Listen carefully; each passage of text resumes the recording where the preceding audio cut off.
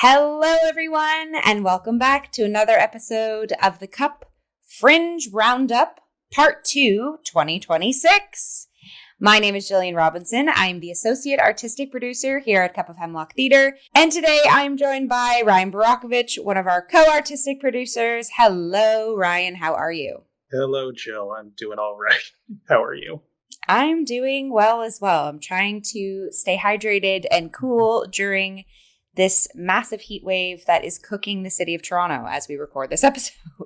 Staying hydrated, you say. That feels like a good transition into our first question. What is in your Yes, exactly. Our icebreaker. And funnily enough, I don't have ice in my cup and I'm kind of regretting it. I just have a hydration station today, folks. The good old standby mason jar full of water. I have had a very wild couple of 2 weeks, obviously doing what we do best here at the Cup, where we are going from venue to venue, seeing as many shows as possible. But my schedule this year sort of had to cull down a little bit on the podcast way because I was also an actor in the Toronto Fringe. So balancing those two roles, plus I onboarded some side training for other jobs. So it was a bit of a cuckoo bananas over these last couple weeks. So it's good to kind of be settled, drinking water, and on to the next step. Ryan, how about you? How are you feeling post-Fringe and all the vibes? Okay, so yeah, we are recording this part 2 the day after Fringe ended. So yeah, it's been a whirlwind. I saw a total of 33 shows over the course of it. I wasn't in a show, so I had a little more free time and leeway. Plus, I've seen a lot also for my other job as the theater editor for Next Magazine. We published 24 reviews, our fleet of 6 writers, including myself.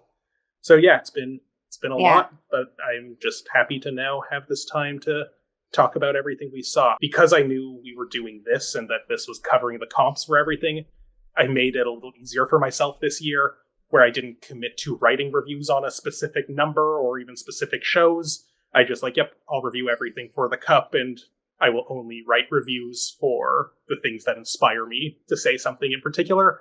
Because What I found last year, and it was again the case this year, is that I'd be seeing a bunch of shows and I'd build in breaks where I'm like, great, I can find time to sit down and write. I'll find a little spot in Soul Pepper. And then there's other people's reviews waiting for my feedback. So I'm like, oh, gotta get that to them first. I want to keep them waiting. And then, next show's starting. And there was just no time to write. So yeah, I only published 2 written reviews in the end, but happy to now get all my thoughts about everything I saw on the record here. So I will mention, yes, I did say I was acting in the Fringe. I was in Such Ado, which is the queer contemporary adaptation of Shakespeare's Much Ado. This show was such a fun time. We're going to bake in just some discussion time at the end of this review. So it won't be a proper review, but we will be shedding some light on Such Ado at the end. So kind of putting a pin in that for now. But I did mention that also because my earrings today. So typically, when we say in the top of these episodes too, do you have an ensemble or anything that's themed? So these little, if you're watching, lime, orange, and lemon earrings, I actually purchased from a queer vendor that was at Cake Cabaret, which is the venue that Such Ado took place at. Each show, we had queer vendors come in and display their art and display their craft, and folks got a chance to purchase. So just kind of wanted to shout out all the vendors. My character actively kind of got to cheesily interact with them throughout some moments of the show too. We've just wanted to shout out those artists too before we talk about performing artists. What's in your cup? What's your ensemble? I'm not going to do the Mac thing of Ryan's wearing a plaid shirt. Yes. So in my cup, I have Taylor's Yorkshire tea. Oh, of course. Hashtag not yet sponsored. It is a little hot for hot tea, but brand management is more important, I think. And I do have cold water in this metal cylinder here that when I deplete my cup mug full of tea, I will give myself some cold water to drink. Great. It's funny you mention my ensemble because this is our 5th consecutive year doing these Fringe episodes. And I know that there's probably a sizable portion of our audience that only tunes into the Fringe content because there's just a lot of people who only really think about theater at Fringe time. So I went back through all of our previous Fringe episodes and be like, do I have any short sleeve shirt that I have not yet worn on a Fringe episode? And this is the only one, I think. So I've worn this on many other episodes, but to date, with 1 to 3 episodes about Fringe each year, this is the only shirt I think I own. And I actually just bought another shirt at Value Village that I'll wear in part 3. So you get something brand new. Oh my goodness. That's so funny. Like it's a version of, you rent a gown for the Oscars or the Tonys. It's like, oh, you buy a shirt at Value Village. It's very Fringe. We love it. I had time to kill between shows, and Value Village had air conditioning. So nice. That's how that happened. Okay. Shall we jump in? As per usual, Ryan and I have a handful of the shows that we either both saw or one of us saw. So we're going to take it show by show, shed some love, have our conversations as we do. So welcome to Fringe Roundup Part 2. So we are kicking it off with the show A Conversation with Myself. This is a Michael Sachter Productions. It's the company that did it. This show, both Ryan and I saw at different times, which will prove for lovely discussion. So it was an interactive theater experience. It's based off an art installment, so a piece of art that folks could go sit and sort of witness and ask themselves questions about life, like, I wish this, I want this, I regret this, and sort of meditate on observing this piece of art. And then that practice of patrons observing the art sort of became compiled into a book of people's experiences and their insights and their meditations. And so that book actually lives on a website on michaelsachterprojects.com. And then this theatrical performance is bringing those two sort of artistic exercises into play form. So the show consisted of 4 actors who were basically reciting real people's meditations and passages from reflecting on this art piece. It very much reminded me of, like, obviously verbatim theater, snapshot, like Suzanne Laurie Park's 365 plays, 365 days. That came in my brain. Just like how the piece was woven together was us witnessing people witnessing this art, but it's from actual experiences. I feel like I'm doing a very weird synopsis of this, but it's a weird to synopsize. Yes. Show. And to add the next layer, in the space, it was a small audience and we were sort of sitting in the round and we were provided a little cue card to participate in the reflection of this art piece as well. Ryan, if you can hold up the program again, you can kind of see there's like the blue and black, if you're watching this on YouTube, there's a blue and black version of the art piece. There's also a red version, similar to how that piece of art is sort of layered, and had a great conversation with Michael at the end describing, and the actors do this as well, but what each sort of layer of that piece represents. That's how being a spectator with this piece felt very layered too. Like I was able to contribute my thoughts and answer questions for myself, witness the actors displaying other people's thoughts, actually seeing the other people's thoughts, and also seeing the piece of art. So this was absolutely my cup of tea. I felt very moved. I felt at peace and present, and it was like a wash of connection with the humans around me, with the humans in the story, taking a moment, digging deep inside yourself and feeling what you need to feel. Yeah, Ryan, do you want to hop in with kind of your reflections or any... Before I do, question for you. What did you write on your card? Oh, I took a picture of it. So did I. Should I pull it up? Oh my gosh, let's do it. It says, what matters to you most at the top. And this was in the play space as well. I wish, I love, I want, I regret, I will. So I said, community and human connection matters most to me. It is what fuels me, the energies around us all, and what makes life worth striving for. I love myself, my loved ones, my friendships, my family, my castmates, my coworkers, and my connections. I wish others would feel more like this. I want a family, a baby, a fluid and steady career, and financial ease and abundance. I regret not coming to these realizations sooner. I regret shrinking myself in some situations. I regret not saying what I want and how I actually feel. I will continue to contemplate, converse, and cherish myself.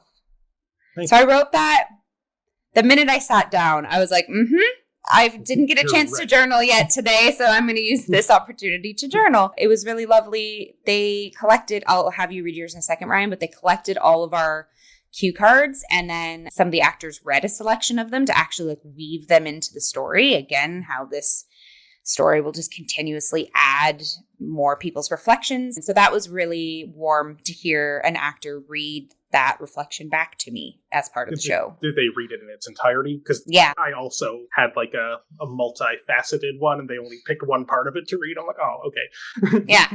But yeah, what's yours say? I did mine. I'll show it to you here, and then I'll put it on the screen. So I did it as like these kind of bubbles to make sure I addressed all of them. I gave like a little short sentence about each one. So I wish I felt stable. I love the Fringe. I want to just chill for a moment. I regret not trying harder. And I will have a conversation with myself. Thus the show. So yes, it was a nice little moment to reflect there before the show has even begun. The funny thing about that is, though, I don't know how well the artists necessarily communicated to the audience what exactly is being asked of them in this pre-show segment, because I did overhear a lot of people like looking at this thing that isn't presented as instructions. It just has like the heading of like what all of the different things are. So I think a lot of people I overheard seemed confused. Like, wait, so what are we supposed to do? What do you expect of us? How important is it to like get it right for what the show is going to demand or use this for?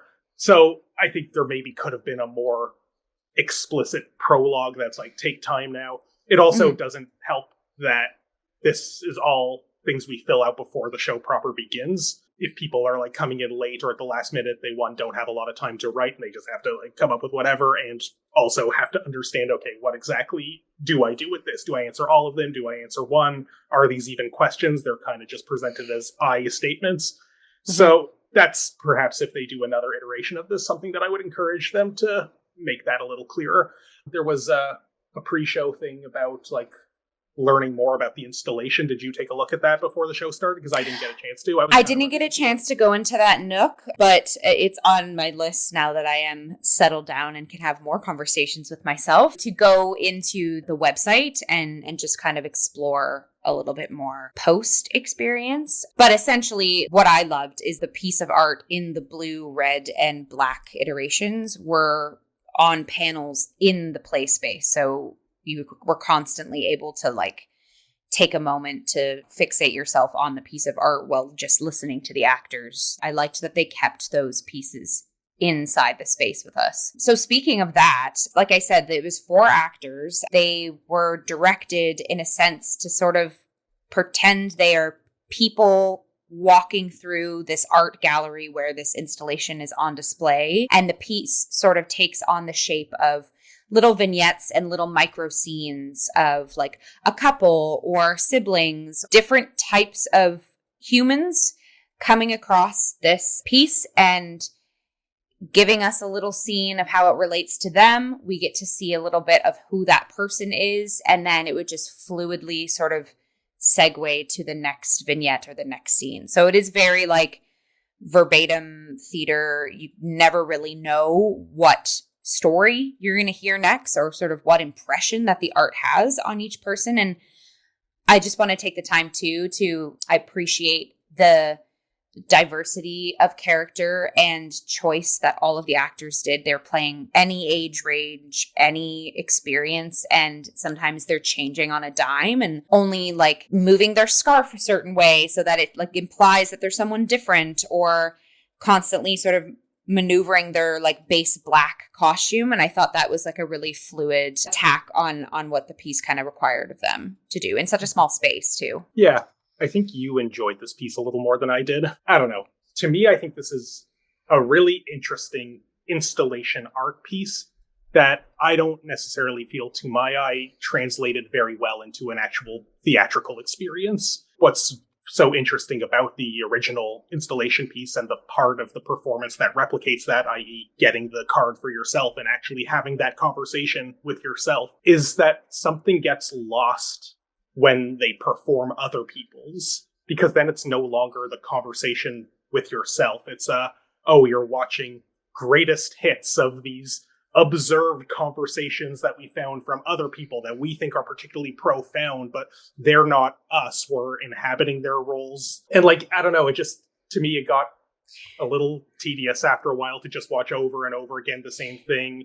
Not that it needs to have a narrative, but it kind of, to me, I think it was straining a little too hard to make itself theater rather than just be like, oh yeah, maybe setting up the actual installation during Fringe and just be like, just do the installation. I don't know. That was a thought I had with it.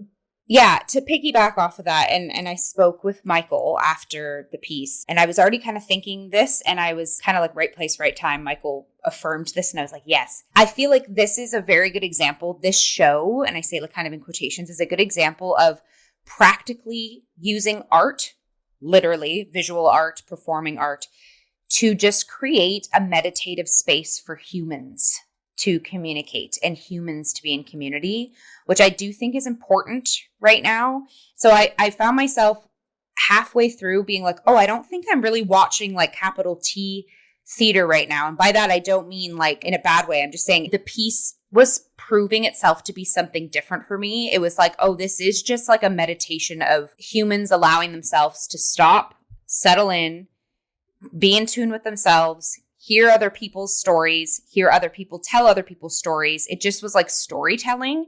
And so my brain, especially having jumped back into the sort of arts educator side of the craft that I've been doing this year as well, I actually had thoughts during the show. I was like, this would be a lovely exercise or a lovely show to do with my preteens or even like with my kinder kids that I arts educate, because I think it's an interesting thing of like, you ask these questions and then you're asking the kids to express themselves in a safe space in a way of tying experiences or stories together.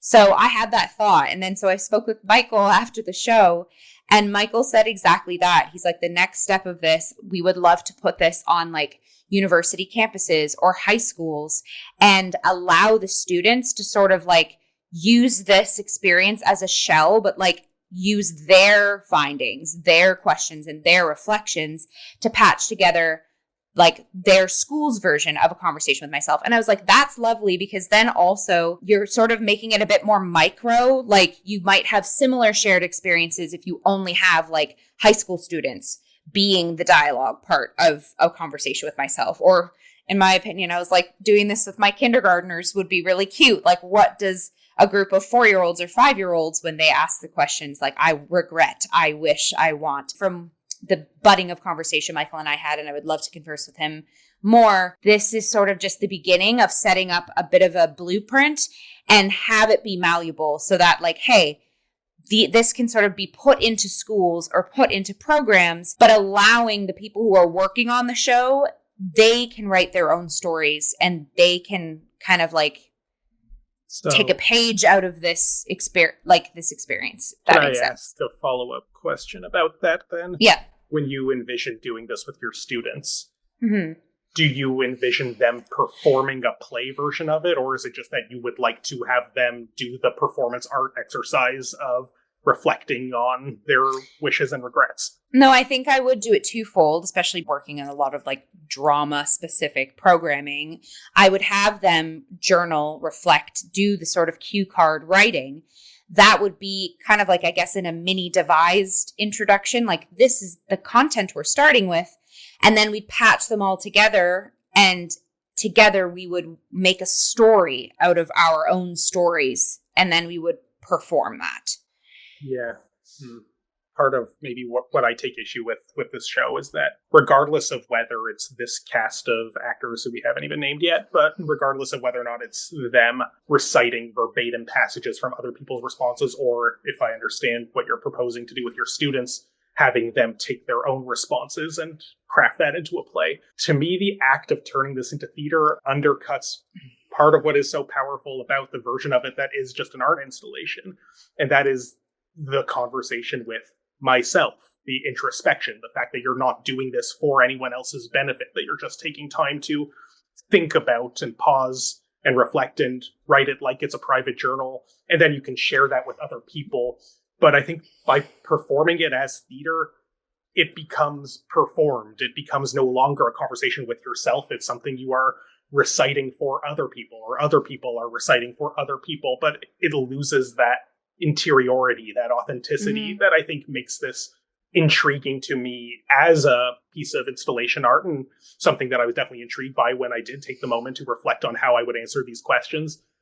But then, yeah, just watching, these are the best ones or the most interesting ones that people have given answers for. Just like, yeah, okay, these people, whether they knew they were performing or not when they wrote it, you're turning something that should have been quiet introspection and private journaling into a spectacle. And something about that kind of just conceptually rubs me the wrong way. I hear what you're saying. I do think, though, there's something niche and neat about taking the time to introspectively connect to self, but then also us sharing that experience. It's your own experience, but sharing it with others or getting it out in the world with others. I think also coming off of the aftershock of COVID too, like this installation is interesting because it's like having us do the two healthy things, which is like, okay, let's actually sit with ourselves. And we've caught up now with our isolated times. We are still going to do this isolated journaling thing on our own. But now how do we take it the next step and share the setup of the space too? We are sitting in a circle. And as we were watching everyone write in on their cue card, sharing with themselves, I could actively bear witness and share that moment with them. Like, I hear what you're saying, but there was an interesting, like, calmness to, like, we're all doing this very vulnerable, independent, introspective exercise, but we're sharing it also, which was like a cool addition. This play was so like present and quite literally we weren't messaging anything. We were writing pen to paper. So like, I think like from the social media point of view of the world too, a lot of the times we are sharing ourselves or what we want to do, but we are putting it on display on social media, or we are contorting it or taking other people's things. And I feel like this space allowed us to be like, okay, yes, but we can also share in real time with each other. Yeah, I guess to me, the difference between analog and digital doesn't seem to that significant for, I feel like by writing something that you know or suspect will be shared by others and performed and you want to make it good, I think that too closely replicates the authorial logic of the performative social media post or the way we project ourselves out into the world, in a way that a quiet, introspective installation art piece that is just for you and submitting it to kind of basically cease to exist the second you leave and stop thinking about it. I don't know, like it's... Well, and I think because there's the option, right, where we could say like, please include this in the show, or please include this in the book, but you also didn't have to click any of that. I think that this piece allows that. You're just like seeped into the tech lingo. Yeah, but it's like, it did two things. Like, you could just do it introspectively and take it as that, or you could be someone to be like, hey, this is really cool that actually my thoughts don't just, I had this conversation with myself, but they don't just have to live with myself. I can actually publish them somewhere and go the step further. I can actually share them in a space with others. Like, I feel like I'm very intrigued as to the life that this sort of piece can be used as like an education tool, because it could just be standalone, introspective, interactive art installation. There's a lot of words I just used. Or it can go to the full extent and like, we are having a conversation with ourselves, then we're sharing those conversations with each other. Then we're going to act out those conversations. Then we're going to put them in a different lens. I think it just allows folks to go as small or as big as they would like with these independent conversations. I do have one last thought about this before we move on to the next show, unless you had more you wanted to say. No. Like, I could keep having conversations about conversations. Part of what maybe dampened my experience of this is something that I imagine is no fault of the creators, but I've seen a better version of exactly this premise before. There is in fact, it is Canadian. They produce it in Toronto. There is an animated web series that I really love called People Watching. I think I've actually shown you the odd episode of it. A lot of local Toronto actors who we've seen and know have been part of the cast in it.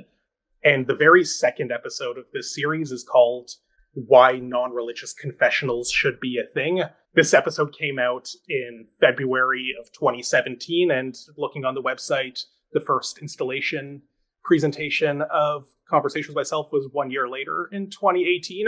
So what this sketch is, and if you're watching on YouTube, I'll link it above here. Yeah, it's exactly this. Is there is a confession booth that, like, you go in, you're completely anonymous, you share the things that you wouldn't say to anyone else. You think you're like a total freak for only I feel this way, nobody else feels these things.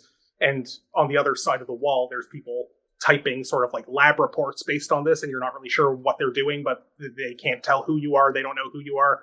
And then at the end, it spits out a card that sort of synthesizes what you said into an ailment or a diagnosis with yourself, and then has the number of the amount of other people who've come to this booth who've reported the same issue.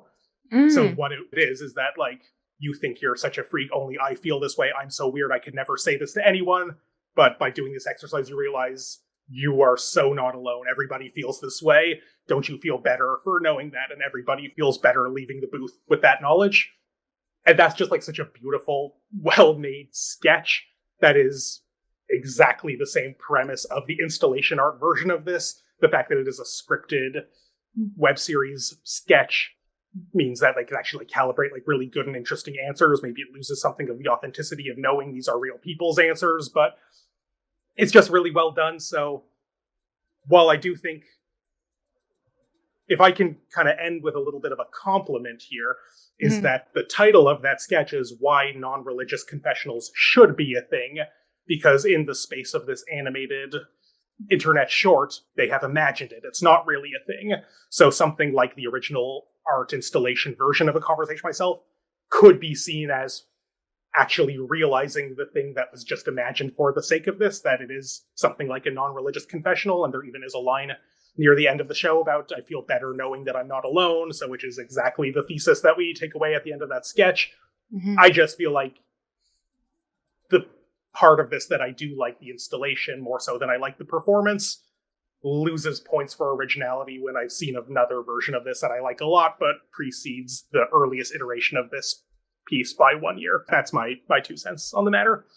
Sure. Yeah. All in all, with all this conversation of A Conversation with Myself, I'm very excited to continually speak with Michael. Again, I had a wonderful post. Him and I also just marinated on the art piece itself and sort of unpacked, and dramaturgically, I gave my insights.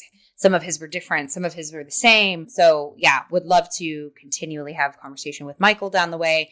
And again, I do think, I don't know which course or class I'll weave it into, but having this in the back of my brain as I go into more arts education stuff as the fall picks up, even using this as like an exercise for my kids would be super fun. So yeah, maybe I don't think there's anything wrong throughout the year. Effective journaling. I just don't know if it translates well to theater, I guess is where I come from.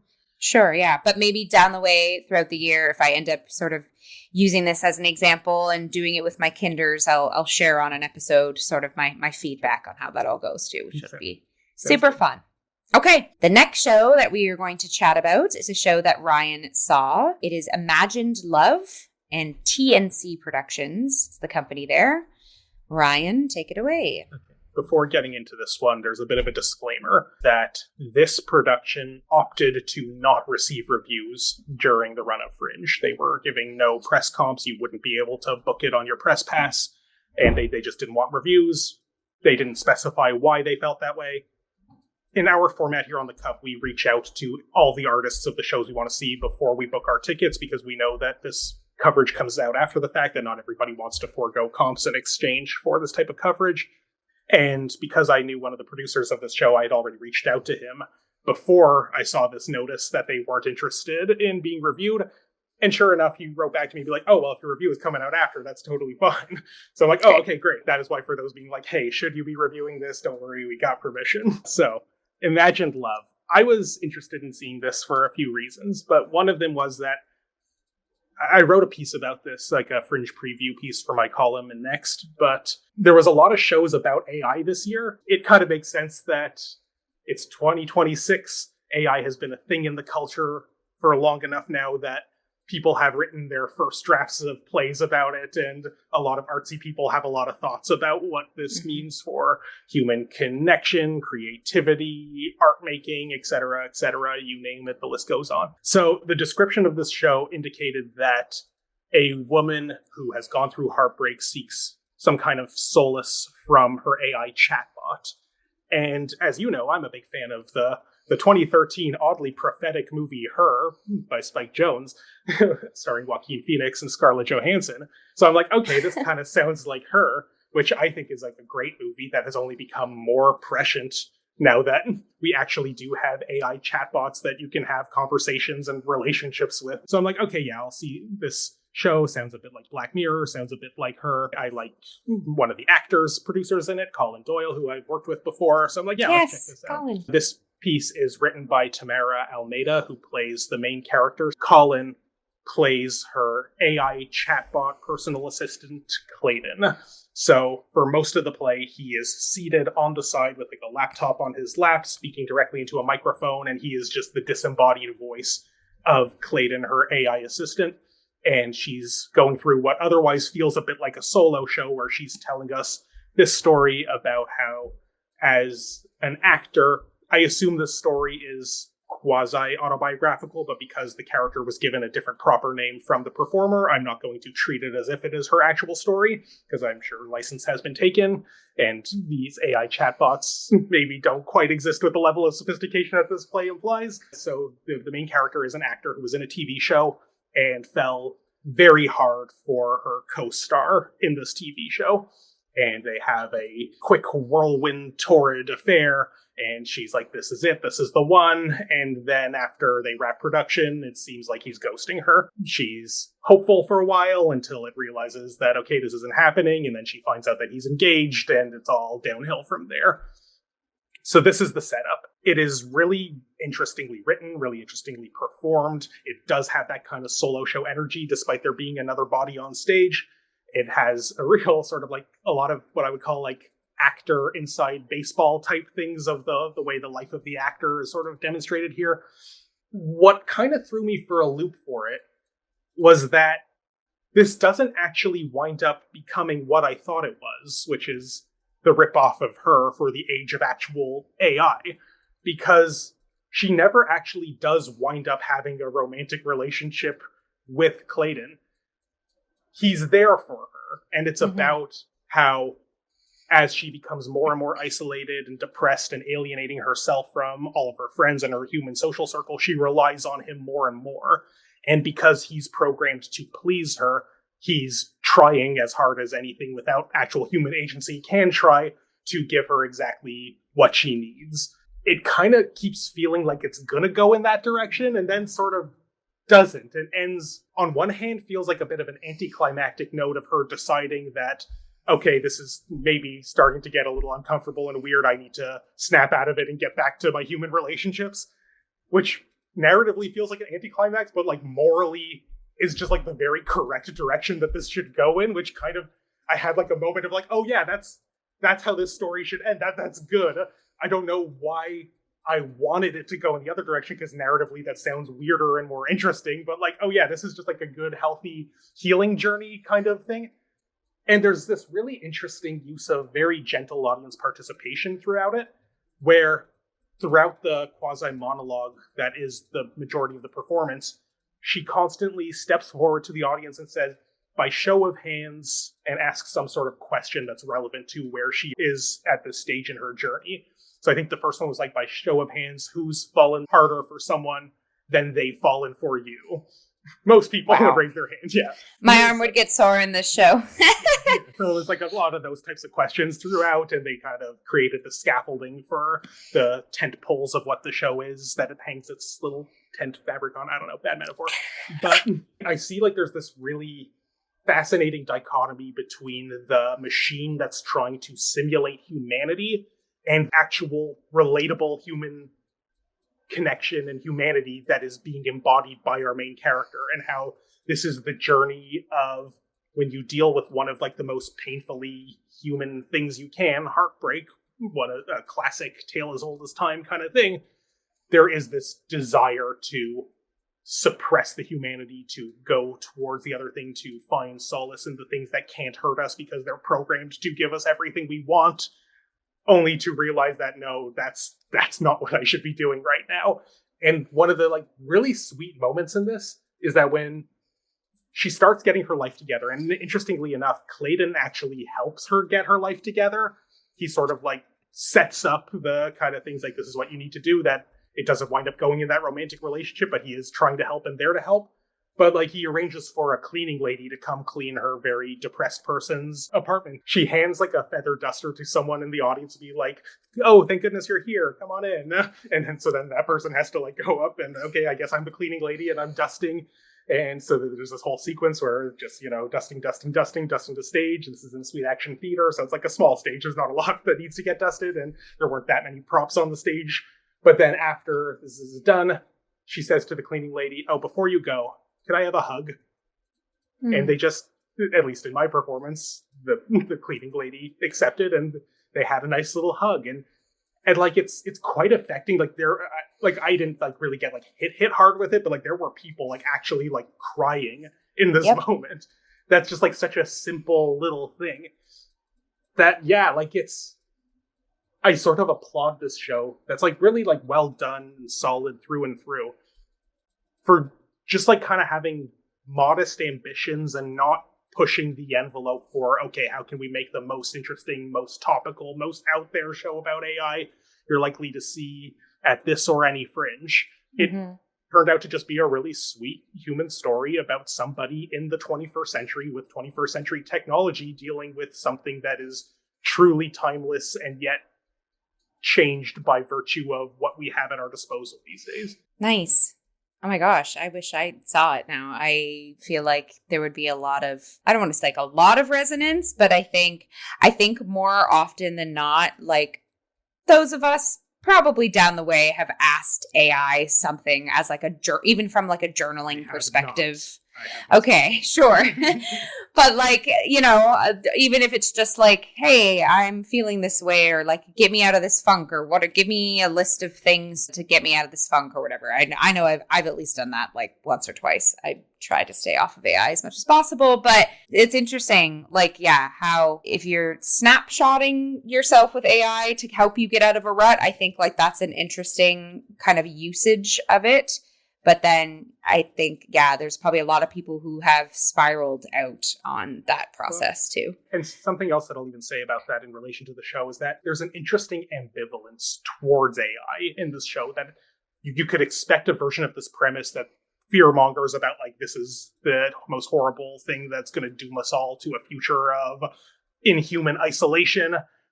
Or you could expect the techno-optimist version of it that, yay, Clayton helped her get her back on her feet. Yay, AI is good.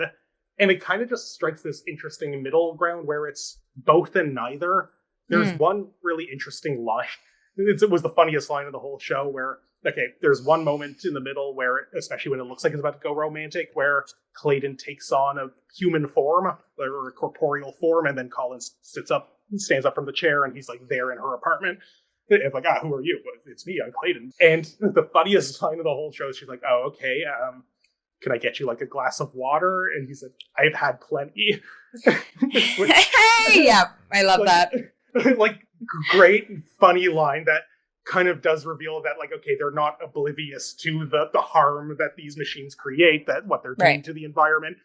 But it's also being a little realistic and a little pragmatic about, like, in the year 2026, this is just something that exists in our world, that you can hate it. I certainly hate it, but you can't really just necessarily ignore it into oblivion. Like, I know certainly a lot of people who would prefer to happen. Yeah, wow. Okay, love that. I hope Imagine Love gets reimagined on future stages, because I would. It's also interesting that they didn't want reviews, because I think the reviews would be overwhelmingly positive for this. I guess maybe if there's like a personal, I don't want to again read too deep into the personal element. If it's just like, oh, this is a little too close to home, maybe we don't want to subject it to scrutiny of critics in that way. Maybe it's just because it was like a little experimental, maybe because it's an early draft, but I liked it a lot, and I think most people who saw it probably agreed. So the next show we're going to be discussing is Lifeguard by Art Craven Productions, and this is also one that Ryan just got the opportunity to see. So Ryan, tell us all about it. Okay, so I'm a little cheeky with the ordering of how I put these. Okay, where to begin with Lifeguard? This is a solo show, written and performed by Catherine Haggis, who is a woman of a certain age. Couldn't tell you exactly how old she is, but she seems to have been like well connected as an actor for a long time. She has a pretty robust list of movie credits, most Notable is My Big Fat Greek Wedding, which is a movie I've never seen, but my parents love it. Mm-hmm. So I don't know how large her part is in it. But yes, so she's clearly been acting and performing for a while. This is a solo show, an autobiographical solo show where it is her as her, talking about her life through the medium of her side job that she's done throughout almost the entirety of her life as a lifeguard. And the kind of lessons she's learned by being a lifeguard and what that taught her about life and acting and precarity and the tenuous border between life and death and hypervigilance. There's a thing about how like she's always scanning like every 8 seconds like you do as a lifeguard to make sure that everybody's safe. You kind of always have to be aware. And there is parallels that are drawn between the life and death work of a lifeguard and the life and death work of an actor and all kinds of things. And why I say where to even begin with this, because I did not have this on my original short list of things I wanted to see for Fringe. But then I noticed something that was very interesting. And I wrote about this in that same column where I talked about the AI stuff, is that in the blurb for this show, and it shows up on their poster too, is the tagline, "The only job AI can't do," i.e. lifeguard. So right off the bat, we have this show positioning itself as AI is destructive, AI is taking over, it's certainly stealing a lot of jobs, but you know what an AI can't do? It cannot help somebody to safety the way that a lifeguard can. So the job of a lifeguard will always be safe because you're always going to need people who can do the physical act of saving people. There's another line here in the description that stood out to me on the same vein that it's about reminding us that machines can process data, but only a real person can pull you to safety. Interesting, right? I'm like, okay, it's engaging with the topicality of this, maybe something here. And then I looked at the photo that they were using to promote this show. It's AI. It probably is so obviously AI that I double took it, like, wait, what? Like, it is a photo, I'll put it on the screen for those watching on YouTube, of a lifeguard chair under a spotlight on an empty, bare stage. And if you've seen enough AI art, you know how to recognize that, like, sheen that looks a little uncanny valley. There is no way this is either illustration nor photography. This was 100% made by AI. Did they do that on purpose, though? Like, to me, that kind of, like, I don't... drums it home even more. Well, if the point is that lifeguard is quite literally the only job AI can't do, but you know what? Graphic design is not only a job AI can do, but might as well do.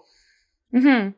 I think that's kind of cheeky, though. Having watched the show, I don't think it is. I feel like this was a shortcut for graphic design that many Fringe artists this season did. I talked about this, not about this show in particular, but I talked about this when I made my appearance on the pre-Fringe stage-worthy live stream, because we had a big conversation about AI posters. I view this as a real AI for me, but not for the mentality that I'm seeing a lot of these artists have. This is a show that textually and certainly paratextually in its marketing copy espouses something adjacent to AI is bad and cannot substitute real art, real humanity, real connection, and yet promotes this show with what I think is very obviously AI-generated art, and sometimes in some versions of the image even has that caption underneath this chair, in a way that I think I wanted to see this show, which wasn't on my original list, precisely to see how, if at all, will it grapple with this tension. Is that what the show is about? Is it going to make a thing about how it's using AI art to lure you into this thing that's anti-AI?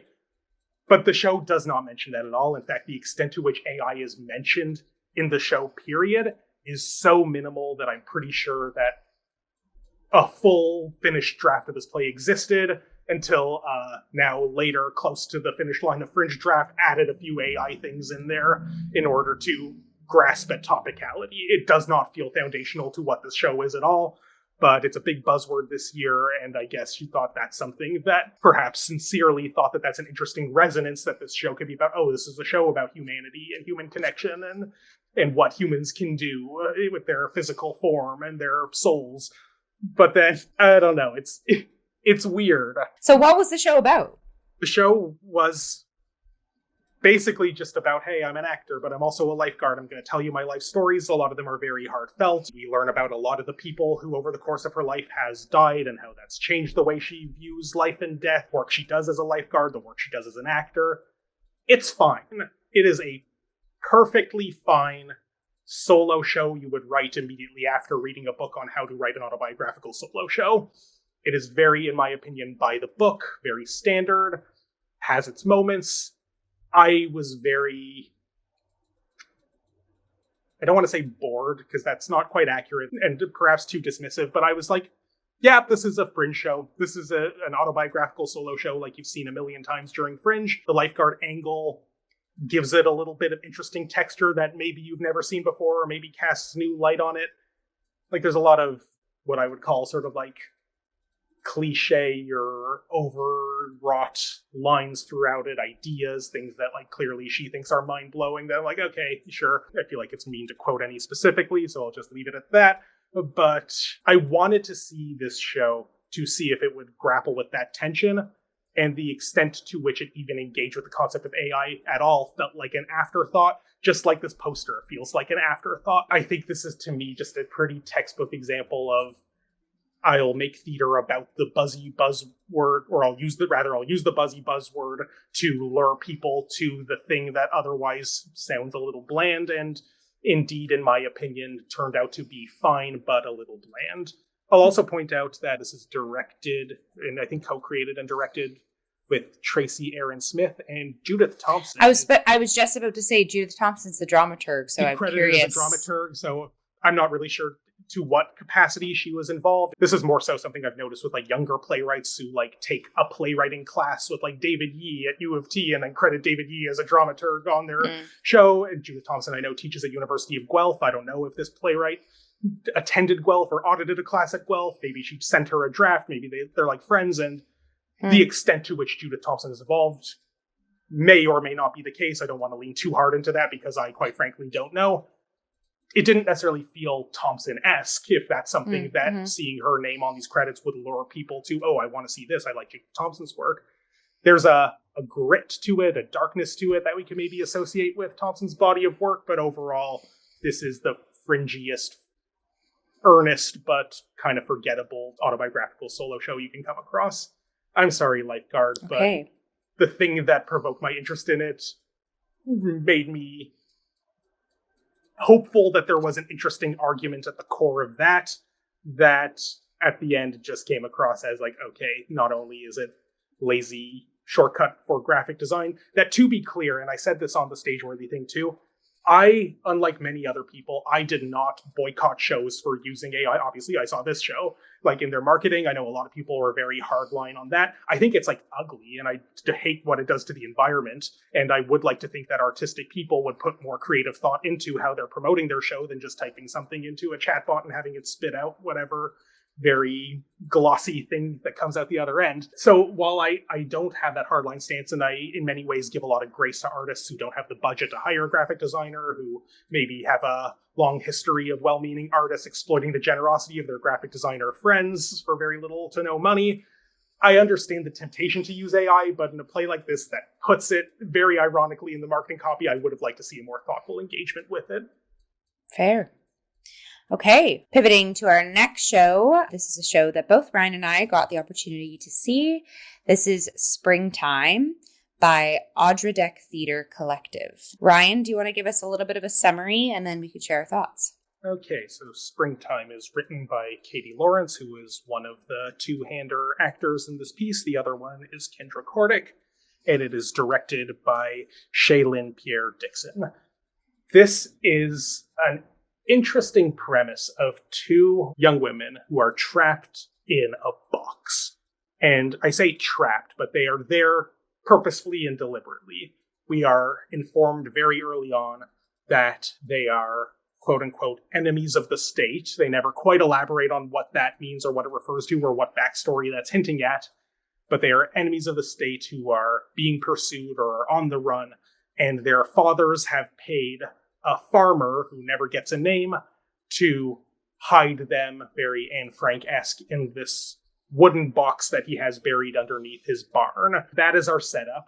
So there is this anxiety, this caution of, oh no, the world outside is dangerous, we need to be here, but also this immense mundanity of, okay, we're stuck here, what do we do? It's just us. The blossoming friendship between them of, okay, well, we didn't know each other beforehand, but now we're stuck in the situation together. We're going to make the most of it. We're two young women, roughly the same age, so there's a lot of common ground they could find between each other. Also, I'll point out that the two characters are named May and June, which we are told are not their real names, but they're code names that are given to these characters so that the less they and the farmer know about each other, the better.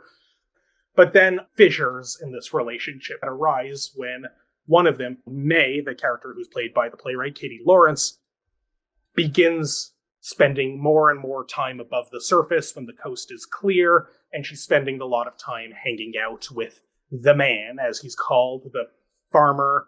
They start this, don't even know if you can call it a friendship. She sees it as a friendship, but they play blackjack together to pass the time, to break up the days, and she slowly begins feeling feelings. And even though June has no such feelings, this is creating tensions in their relationship because of the imbalance of how this is foisting itself upon their situation. How's that for a very basic summary? Yeah, no, that's really good. What'd you think of this one? All in all, I enjoyed it. I think there's some writing moments that I wanted a bit more connective tissue with, but then I would find myself sitting and kind of being like, oh, maybe I kind of like that it was kind of rough around the edges, jagged. So this show happened at Cinecycle, which we saw Zeitgeist in that space last year. It is an alleyway experience, and there is a projector screen. So I found the environment to be super lovely for this one because it did kind of give like a garage barn atmosphere, aesthetic. And the box that Ryan talked about is just sort of like a raised platform with like wooden beams being like the border of the box. So we can see inside the box. And then the usage of that projector in Cinecycle is awesome. I feel like it adds a lovely little like addition. And there was constantly just images of like earth, things that you would maybe associate springtime with, or like soil, worms. So those images just provided a little bit of extra meat and potatoes to what was kind of being discussed in the story. Projection design is by Kira Bandarma. Great. Yes, Kira, I loved that little garnish that the projectors gave. While we're talking about projections, can I ask you a question? Sure. Where were you sitting? I was, when you walk into the space, I was like alley left. So if you're looking at the projection, I was sitting on the left alleyway. Were you closer to the screen or further from the screen? Closer to the screen. Okay, because I was also closer to the screen. Also, we might have been sitting in very similar seats on separate days, but I found the placement of the screen probably looks great if you're sitting further away from it, or on the one part of the audience that is facing it directly. But I found with the relationship to where the box was to the screen, I had to do a lot of like ping pong neck, like looking back and forth. And more often than not, what was going on the screen, while it's an interesting textured visual garnish, like I think you said, it wasn't adding a lot to the story, but you don't know that without having to turn your head to see. And because there's a lot of activity happening on it, I felt, to me, from my position, it wasn't at all a background to the action, except for a few scenes where May is sitting on that little stool right by it. But anytime they were in the box, I felt like I was constantly being distracted by looking back at the screen to see, is there anything I should be paying attention to there? So, see, I was the opposite. I think I picked up right away that it was just garnish material for me. And the box, which I do want to talk about because I tip the hat to the performers, like to be in the box crouched, the way that they moved their bodies, the way that they endowed being held captive in this environment, the like sort of scraping at themselves or scraping at the ground. Like, I feel like there's a lot of dramaturgical texture to their physicality that these two performers weaved into the story itself in such a small space. A piece like this, obviously, it adds to the pressure cookerness of literally they're losing their minds. Like, to me, I was getting a lot of other media or like play insights while watching this. Like, I thought about Handmaid's Tale. I thought about Room. I thought about Of Mice and Men. Like, there's like a power dynamic that happens between these two as well. All sort of wrapped up in this show is called Springtime. the girls don't really know what time, like they're shut off from the world. They assume that it's spring, but sometimes it's too hot and sometimes it's too cold. And so that kind of dug into for further themes for me. The fact that their code names are May and June. And then just the bare bones of just like discussing like being women in a society where we are placed quite literally most times inside of a box, and we can only come out when the farmer or the male figure says we can. And when we do, are we allowed to express how we want to express, or are we being trained to express how we should express? And so I deduced all of this. The script sort of just lives as these two girls literally experiencing being trapped in this box. But this sort of like extra mile of a lot of like womanhood themes that come up, and also the idea of like isolation versus community, biological primal aspect of like craving intimacy and not being able to receive that, or being subverted to thinking one thing when it's actually not something. I just feel like this play like really rests on the pulse of a bunch of different themes and discoveries that women are placed with and against on a day-to-day. Yeah. Like, I like this a lot, and I think there's a lot going for it. The two performers were excellent. I think there's a lot of really good stuff in the script. A couple things that I think maybe, like, aspects that could be tightened. The sense of time is interesting in a good way, because it's called springtime. There is, like, as you sort of alluded to, there is this sense of like what season is it? It's too hot, it's too cold, which is very relatable for Canadian spring, where you don't know what jacket to wear from one day to the next. Mm-hmm. To me, a lot of the ways they talked about time and how much time has passed created a sense that, like, okay, they've been here for months already by the time the show starts. To which I found there was a bit maybe too much clunky exposition at the beginning for the types of conversations they wouldn't be having after this much time. I think there's maybe a version of this that could have started like early at their time in the box, and that gives them, they don't know each other, they can get to know each other, and then that they can exposit a little more. But because we're concentrated in this single season, so to speak, already at least months into their stay, it felt like a lot of things were very for the audience's benefit that they wouldn't necessarily get into. But then on the subject of exposition, I feel like there's maybe a bit of world building problem in this, to the point that the concept of the enemies of the state that is treated sort of just as an inciting incident, or the justification for why they're in hiding, but then no aspect of, well, what did they do? Why is the state pursuing them? What makes them enemies? None of that ever gets explored or explained. It's just pretext for why they're hiding. And it could have, therefore, it is the MacGuffin of setups that it could have been replaced with anything for why they're hiding. And the vagueness of the language, enemies of the state, is interesting because, to me, I interpreted that, and I don't know if this is correct or intended interpretation, but I interpreted that as it's set in some sort of autocratic regime. It's probably that their fathers who paid the farmer to put them in this box, they're the ones who are actually the enemies of the state, because they're probably like, you know, opposition party politicians or something. And therefore they and their families are in danger, so they paid to have their daughters hidden. But that's the closest I could grasp, because the play is not interested in getting into any of this, to the point where I was talking to another person who saw the show after this, and she had a completely different idea, that she actually thought they were criminals and was like waiting to find out, like, what did they do? Why are they enemies of the state? Like, I don't think they did anything. I think they exist in opposition and therefore need to be in hiding, much like Anne Frank in this way. Yeah. I kind of feel like maybe there's a bit of a lack of balance between two possible versions that this play could be, that it didn't seem like it picked a lane between. You could have the high political realism version that like actually like gets into what is this world, what did they or their parents or their family do, why are they in the situation, what is the threat outside, and get into various threads of political commentary from there. Mm-hmm. Or you could have the high absurdist version where we will provide no explanation. We don't even therefore need the enemies of the state. Just like, yep, we're in the box. Mm-hmm. No explanation necessary. This is practically Beckett.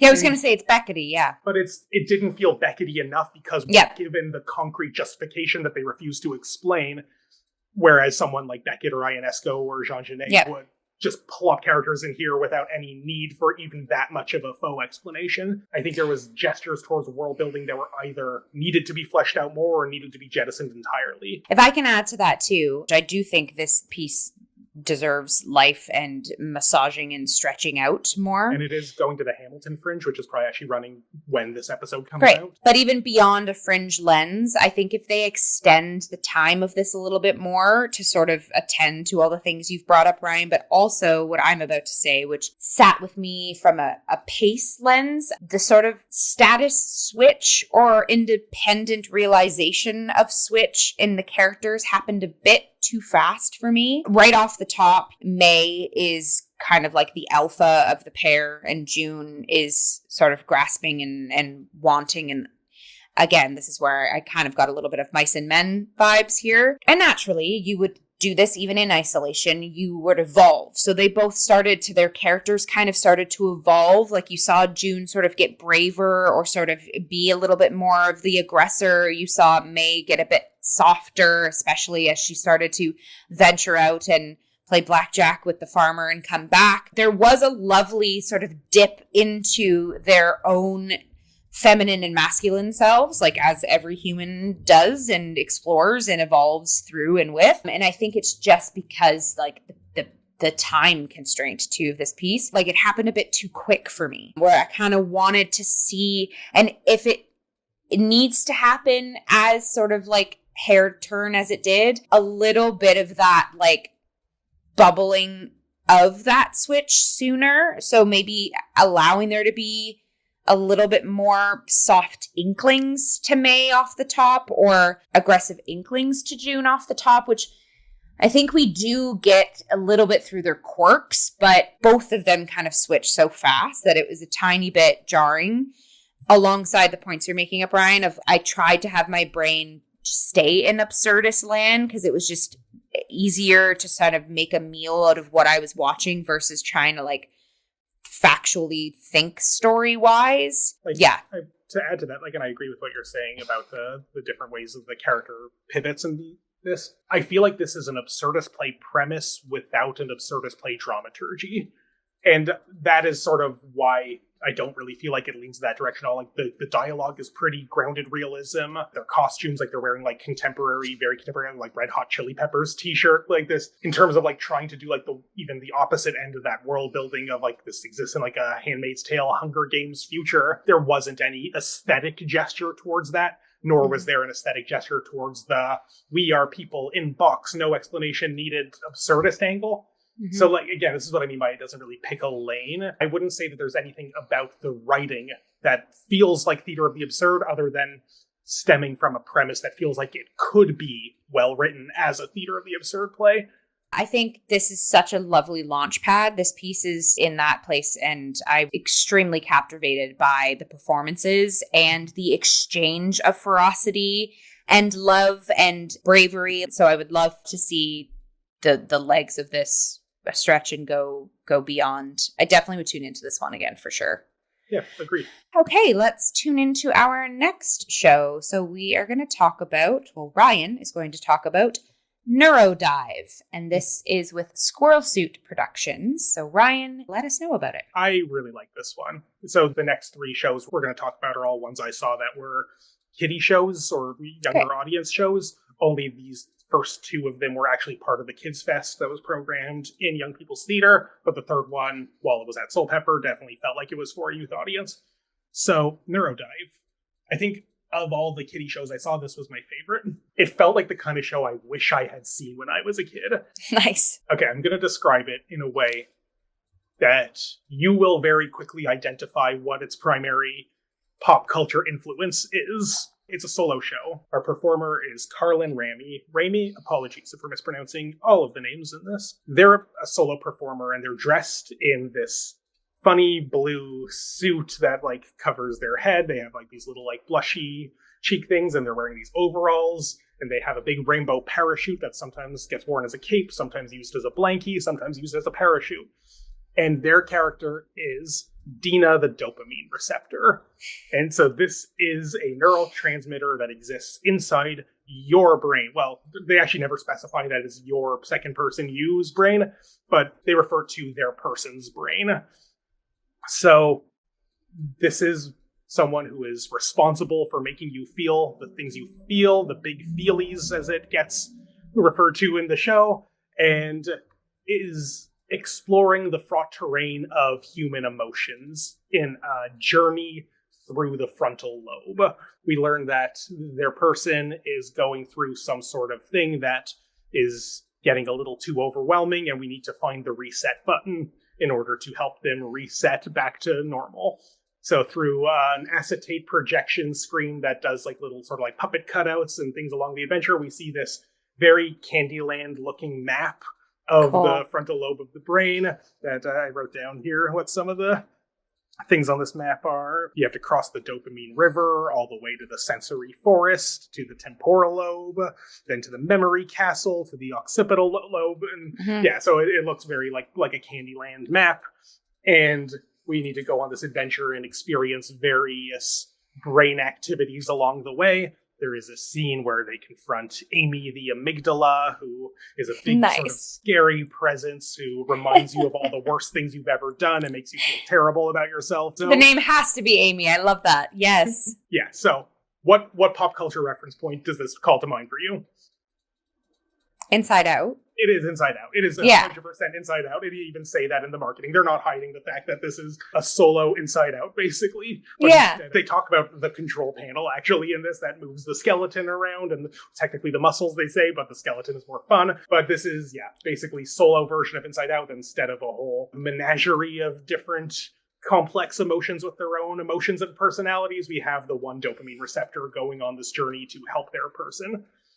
And much like Inside Out, this is a fable about toxic positivity and not just making everything okay. The big plot twist at the end is that there is no reset button and that the person does not need to be fixed. Wow, that hits. It does. And there's a song at the end about how all of our brains are different and that's okay. And I was getting a little nitpicky. Again, this is the kind of show that I feel like I would have loved to see when I was a kid. Especially when I was a bit of an odd, perhaps a little spicy, a child who liked drawing comic books and insisted on wearing the same shirt every day. This feels like a show that But now you're buying your own new shirts from Value Village. Because I didn't need to be fixed. You just grow up and you develop things different. But something that I thought was really interesting about it that occurred to me while watching it. Because there's a lot of very inviting audience participation where the kids in the audience are helping Dina, the dopamine receptor, along on this journey. And, there's it's very kid. This is a show that's very youth oriented. Every performance is a relaxed performance. You can come in and out. The lights are not down. You can talk, you can get involved. It has a bit of a panto energy to it. But there's one part where early on, Dina's just doing a lot of funny emotion faces and asking the audience, the kids in the audience, what emotion is this? What is that? And they're getting some of them wrong, but the kids get that it's funny, that they know what these emotions are. And there was a moment that I had a real aha with this show, is that one of the faces that they did was and what emotion is that? And one kid very clearly said, disgust, which is a character from Inside Out. I feel prior to Inside Out, I don't know if it would have been obvious that is the language you use to articulate that emotion. But because we have a funny character voiced by Mindy Kaling who embodies our disgust, I don't know if we've been giving the movie Inside Out enough credit for how much it has cultivated Gen Alpha's emotional literacy. That is just an aha that I had watching. Not only can these kids identify all these emotions, but they're using the language of this movie they've all seen, or the pair of movies they've all seen. And the fact that we have Amy the amygdala is very much like anxiety and Inside Out too. And we do get a line that I think is good, where Dina informs us after the confrontation with Amy the amygdala that, don't worry, she actually is very important and serves a very good role, but she can be a little mean and temperamental at times. And I would have liked, if I have one gripe, I would have liked to maybe have more of a demonstration on, what good function does your anxiety demon actually serve? Why are they important? I think Inside Out 2 actually did that pretty well, while still saying that this is not healthy and we need to find ways of calming anxiety. But there's again, to just go back to the emotional literacy of this generation, there's one part where Dina's, the journey isn't going well and they want to give up and they're getting overwhelmed and they don't know if they can persevere. And they ask the audience, like, what can I do to get through it? And one kid said, deep breaths. Like, oh my gosh. And like, the kids are going to be all right. Yes. Is my takeaway from watching a show like this. As much as I was like, wow, if I'm not all right, it's because I didn't have art and media like this when I was a kid. There was something really positive about just how wise the children are 1,000%. and how they could help Dina along with this journey. And then there's just like so much exuberance, so much color, so much curiosity at the end of the show. Carlin invites the kids to see how the projector works and like the little sort of acetate puppets. Some of them are made of bubble wrap, which I thought was cool as just like a little visual image that projects pretty well in there. And yeah, the kids just love, because it was a pretty short show, so there was like time to kill at the end for, if you want to come up and see how I do these puppets, that's fun. So like, I thought this was like really sweet, really great. It's not for me, and yet I got a lot out of it. So, this is a real kiddie show, so I can understand if not every adult feels like it's for them, but watching it through the eyes of the children, the audience really does make it hit. And we all need to indulge our inner child. And like you said, like if we grew up with Inside Out, if Inside Out was like our Little Mermaid or Lion King, maybe we, it's good that we're seeing this and reaping the benefits now. But you said, the kids are going to be all right. I just want to like chime in there too. And I've done a lot of arts education with an after school program. And I have witnessed a lot of that, of like kids being able to regulate their emotions or identify them and quite literally say like, I'm feeling this way and this normally happens to me. And I know I'll be okay, but I'm sad right now. And I just would like bear witness to these kids and be like, yes, you are exactly that. And you're allowed to feel sad. It is lovely. Like when you say the kids are going to be all right, that generation is going to have a more of awareness and an acceptable, like you can talk about your emotions. You said too, like one tagline might be like a solo Inside Out show. Like, but it's also reminding the kids like, yes, live theater, like you can be in conversation with these types of themes in liveness, right? And so it's so inviting and participatory.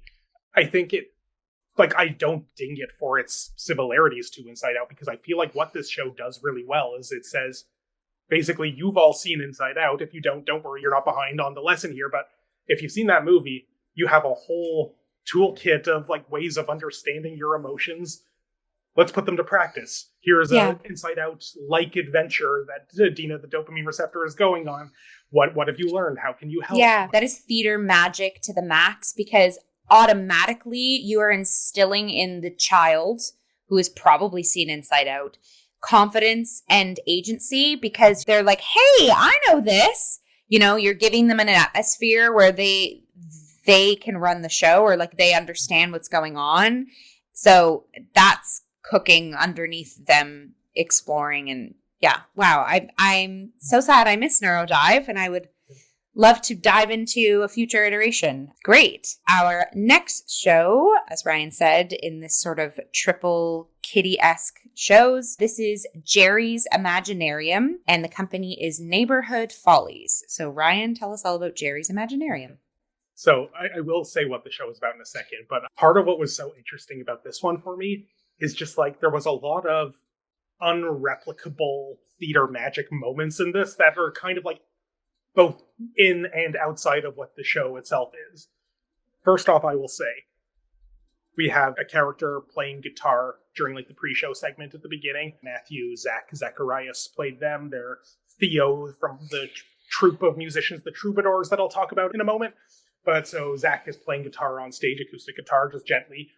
And then there was a technical difficulty that they couldn't start the show right away and the lights wouldn't come on. So, stand by. We're going to cut the pre-show and sort this out so we can get on with our schedule. But then what did Zach do? Started playing Here Comes the Sun on the acoustic guitar during this unintentional blackout. Whereas it's easy to be like, technical difficulties, show experience ruined. No, they yes-anded with it and they made it work. So had to give a shout out for that. Okay, so this show, Gerry's Imaginarium, is a super kids show, but super fun. About, I think they're supposed to be siblings, but the Troubadours is this musical act. They're played by Tessa Rusknak and Zach Zacharias. And their names are Tula and Theo, the troubadours. And they're about to put on a big musical concert show with their band, but they've hired an architect named Gerry, played by Jero Abala, to build a theater for them so that they can perform their music show. Gerry does not say anything for the whole show. It's a real sort of mime kind of shtick that he does here. But there's all these gray, somewhat uniform, sometimes different sizes, but all the same shape type boxes on the stage. And he has his design of what this theater will look like, but he's stacking these boxes. He's trying to figure it out, but he's under tight deadlines, and his boss is yelling at him from the SM's God mic. Their show is going to start, and the theater is not done yet. That is our high stakes plot. Will Gerry be able to build this theater that he designed in time for the show? And he's struggling with it, and things aren't going well. There's a lot of slapstick of the way things are going wrong. But then Gerry gets this magical box that he's like, what's going on here? And he opens it up, and there's a magical, colorful, fairy-type character who comes out of it named Lottie. Lottie is played by Ali Ruddy, who is here to help. But at first, Gerry can't see Lottie. And there's this real, what's going on here? And Lottie's getting frustrated that, come on, Gerry, I'm here to help. Why can't you see me? Again, all of this is going on without dialogue. We have our two musician MC characters who are guiding us through the story. But then over time, I wrote in my notebook here, I think this is funny, that Lottie kind of paranormal activities Gerry to get his attention because he can't see her, but she moves objects and he can see that, and then that sort of allows him to start nosing her. And as he opens up to her presence and embraces his own imagination, over time he can see Lottie, and then she's here to help. And the big sort of climax is, well, first thing, his plans were upside down, and that's why the stacks of boxes he were doing wouldn't stay up. Gerry! We love Gerry. Gerry's fun. but yeah, so he was looking at the plans that, again, he designed upside down. So then once Lottie helps him turn it around, now we know how to build this theater, and they stack the boxes. But then as they're going through these gray boxes, they start opening some of them up and turning them around, and there's colorful polka dot stripe boxes inside them. So what seemed like gray, drab, concrete building material now gets pops of colors and makes this rockin', jammin' fun theater for the Troubadours concert. I think I overheard at one point, I could be wrong about this, so don't quote me on it, although I'm saying it here on the record, that this play was conceived to be performed outdoors originally, which would actually make more sense for why Gerry needs to build the theater, because we're outside and we need the theater, the actual stage that they're going to perform on. Whereas there is something a little kind of suspend your disbelief about the fact that, okay, we are in a theater, we're in the YPT studio here, and yet you need to build the theater for these artists. I just thought that was kind of a fun little detail here. Also similar to Neuro-DIVE, there was fun inviting audience participation. There's parts where they ask kids to come up and dance with Lottie, and they get really into it. And they don't limit it to kids. If any bigger kids, i.e. adults, want to join. There was one big kid that did join along with all these little kids, who, as they're learning the dance, these adorable kids can't do the steps right. And they're it's really fun watching them try to do this dance. But then this one big kid seems to do the steps really well. And I started to wonder if she was an audience plant. And then I looked up and realized, oh my God, that's Brie Clark. Yes! Friend of the Cup, Brie Clark, who's a professional dancer. So, nope, not affiliated with the show. But of course, she's able to pick up the steps pretty easily. And that, it seemed like a really fun thing. So that's another moment of the theater magic of, oh yeah, that's funny that this particular audience member not only was here today, but got up on the stage and showed up the kids while still being very fun and inviting to them to dance along. So yeah, so I just thought this was a really sweet, really fun. It doesn't necessarily have the same sort of deep neuropsychological texture of something like Neuro-DIVE that really hit me hard, but I had a really fun time with it. I thought all four performers were really engaging, sort of perfect for kids, just the right amount of funny slapstick, but also, good lesson about embracing your imagination and being colorful. There's also the tyrannical boss voice who eventually gets convinced that, good job, Gerry, you made the theater and you made it more colorful. So, I guess we're not gonna overthrow the boss, but we will please him by pushing outside the box in this way. So, you can't get too mad about that. I think they I get that this is for kids. They get a little too explicit near the end about he couldn't see her Lottie until he opened up his heart. And like, okay, yeah, I think the kids are smart enough that they got that without needing to state it outright, but whatever. For ages 4 to 12, let them. Yeah. I thought it was really fun. I enjoyed Gerry's Imaginarium. I think it's like totally something that could be done elsewhere, could be done outdoors if that was the original plan. I definitely see a very robust future for this show that I do think could have a lot of longevity and a lot of different youth-oriented theater companies. Now, I did see one other Kids Fest show that I'm going to talk about in the next episode, part 3, but the next was one kiddie, but not part yes. Kids Fest. So, sort of bridging the gap here, this is Snacey, and the company is Pitch In Productions.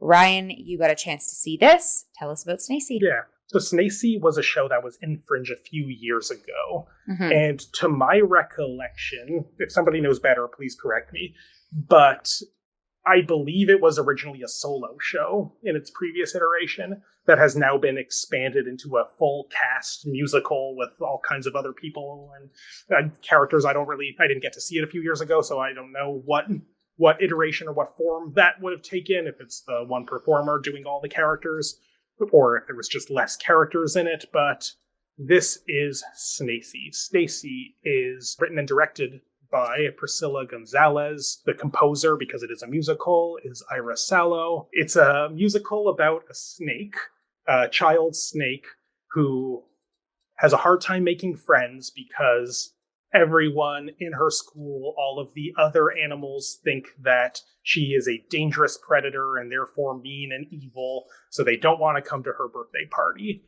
And she has internalized this feeling of, well, if you think I'm bad, I'm going to be bad. And then she acts out, she harms people, she hurts the other kids. In fact, maybe the reason why this didn't get into Kids Fest is because it gets a little oddly graphic at times in terms of the violence and havoc that Snacey wrought. Snacey is played by Nassim Ramirez, and there's a whole cast of wacky animal characters with very interesting production design that, lets them look like animals. They're kind of like dressed sort of like in school uniform, but also with like those wood tone pants and skirts, which is interesting. And then various items that make them look like whatever animal they are. Some of the animals are played by puppets, while others are costumes worn by the human actors. There's a very weird sense of scale for how big different animals are in relation to each other based on which ones are puppets and which ones are humans. That we have like a human playing the spider, the tarantula character, and yet we have like an armadillo that's just like a little puppet. So like, okay, well, so Snacey is the snake who is told that she's bad and therefore self-fulfilling prophecy, she behaves badly. But then there's an interesting hitch to what seems like a pretty straightforward allegory about otherness and bullying and maybe racial discrimination in a very Zootopian kind of angle, is that we meet Snacey's mother, whose name is Vina, and she's played by the scene stealer of this show, Autumn Davis. Autumn, shout out! Autumn is the reason to see this show, because Autumn is just like so funny.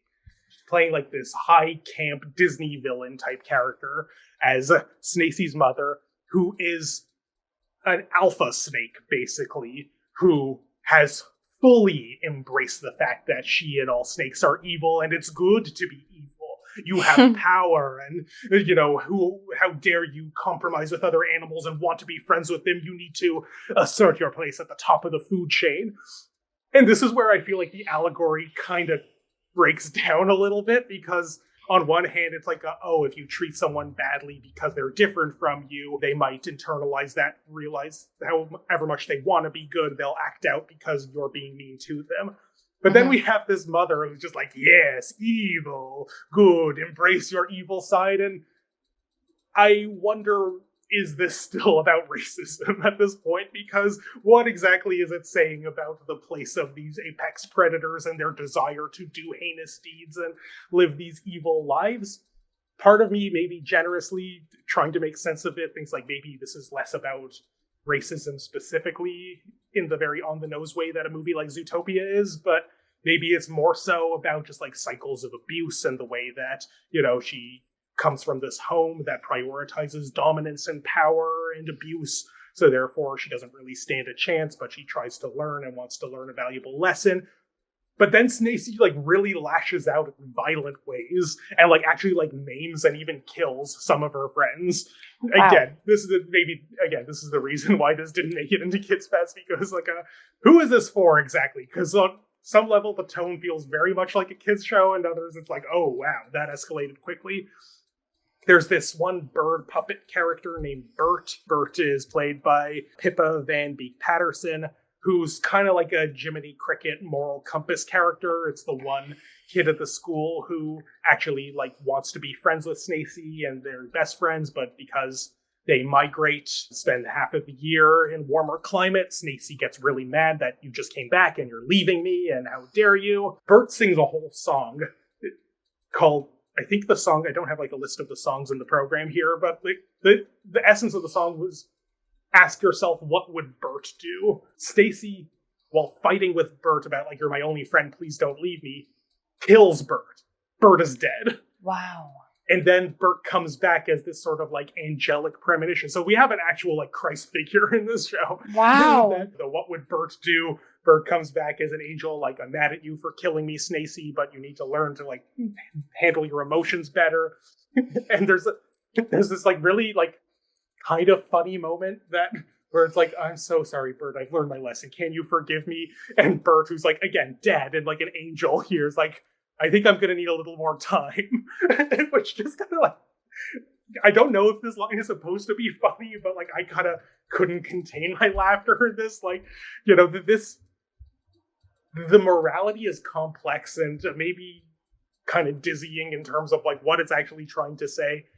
There's reconciliation, but there's also, like, you know, brutal violence. I think there are limits to how much can be forgiven. I don't necessarily blame Bert for Bert's ghost for needing a little more time to, but yeah, it's wild. But like, there's a lot of like, again, just high camp, and Autumn's character, the mother, is like a huge part of this, where like we learn at one point that she has this like tragic backstory. I forget the details, but it was like she was experimented on by humans, and that's why she learned that like she needs to be the alpha state to embrace her power. Don't let anybody get her down. But then like while doing this kind of heartfelt tragic backstory monologue, she says, and then when I snake-scaped, yes, like it's so weird, and I cannot tell if the show is in on the joke.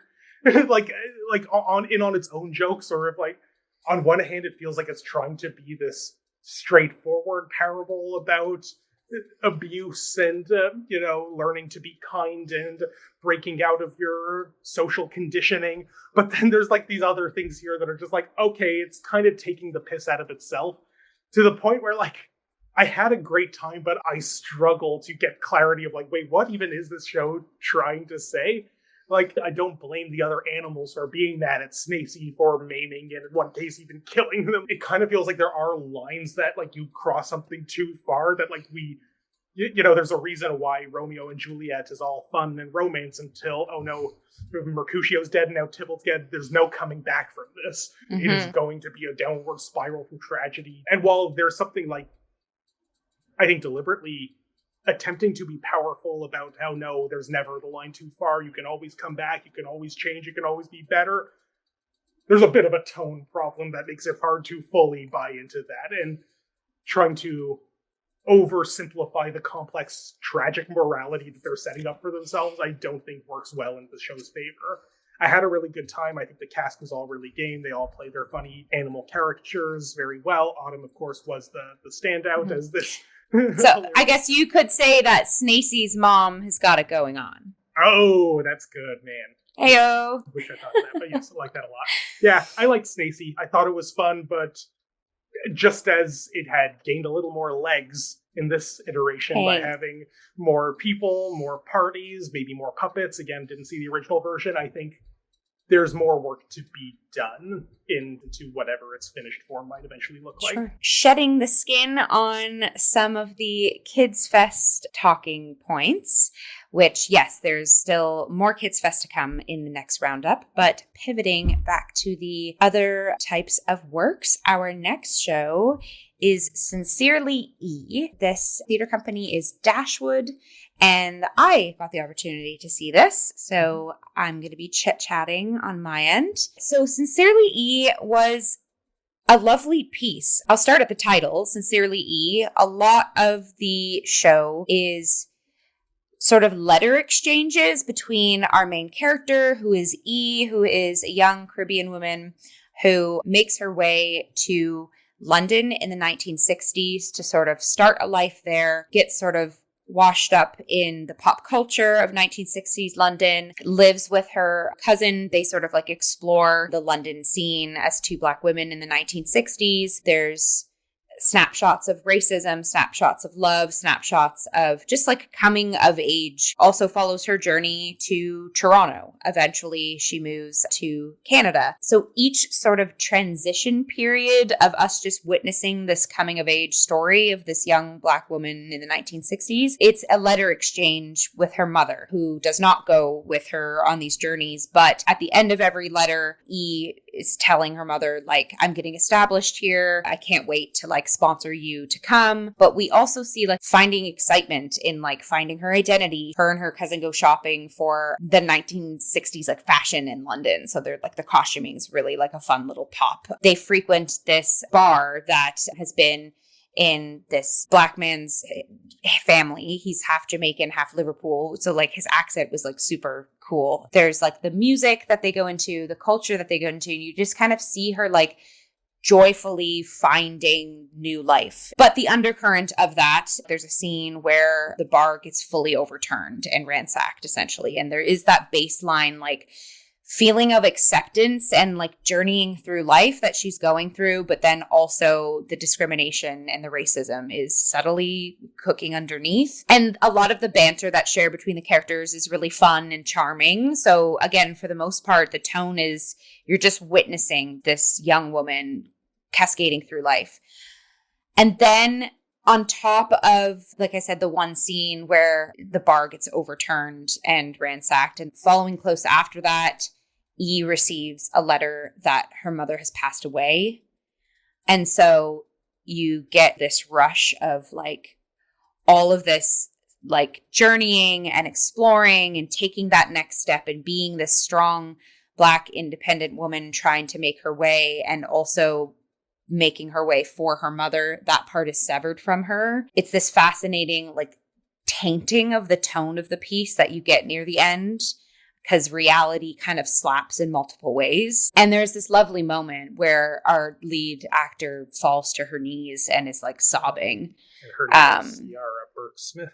Yeah, when Ciara drops to her knees and just gives like this guttural, like you can tell like, okay, it's not just mom died. Like there's a lot of pent up pressure. I got instantly bubbled up and teary in that. And then the piece kind of just ends. Like it doesn't take you into anything. It doesn't take you out of anything. She doesn't end up with her like partner at Thomas is like a man she was like exploring with. It does kind of wrap up a little bit of where are these characters now, but it was very interesting just to absorb. It wasn't like pushing from like a political propaganda way, but it also wasn't like nourishingly taking you through this coming of age. And like I said, I think it's because it wasn't so aggressive on either way. It was just kind of like, you could tell like people were also like dancing in their seats. And there's a scene where two of the girls go out like night clubbing. And so the music was kind of resting in all of there was a lot of like older folks in the audience with me too, that were like dancing to you can tell like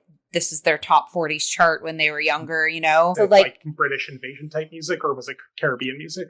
It was kind of like a blend of both vibes. That was kind of cool too, because it also, the music set the tone of like if we were hearing from mom versus if we were hearing from E too. It was kind of nice to not be like spoon fed the politics and the heartbreak and the racism, and you were just sort of like bearing witness to the story, and those just happened to be adding pressure. There's something I'm finding nowadays, which I'm really loving, is when pieces are trying to make comment on like racism or homophobia or like a piece of history, but they're not making that the central in your face theme of it all. It just sort of exists in the world. And then the audience can sort of like bear witness and go as little or as far as they want. So yeah, this piece also, it was very sort of like scaled down in a minimalist sense. There was like chairs set up to act like their like initial home, to act like conversations that she has with her cousin. It gets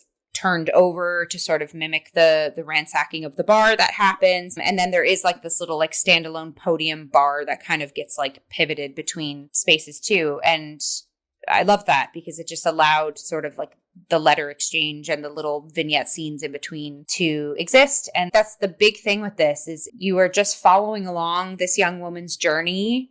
And when things went wrong or things were augmented, it brought you in even further because it was just kind of like so subtle, if that makes sense.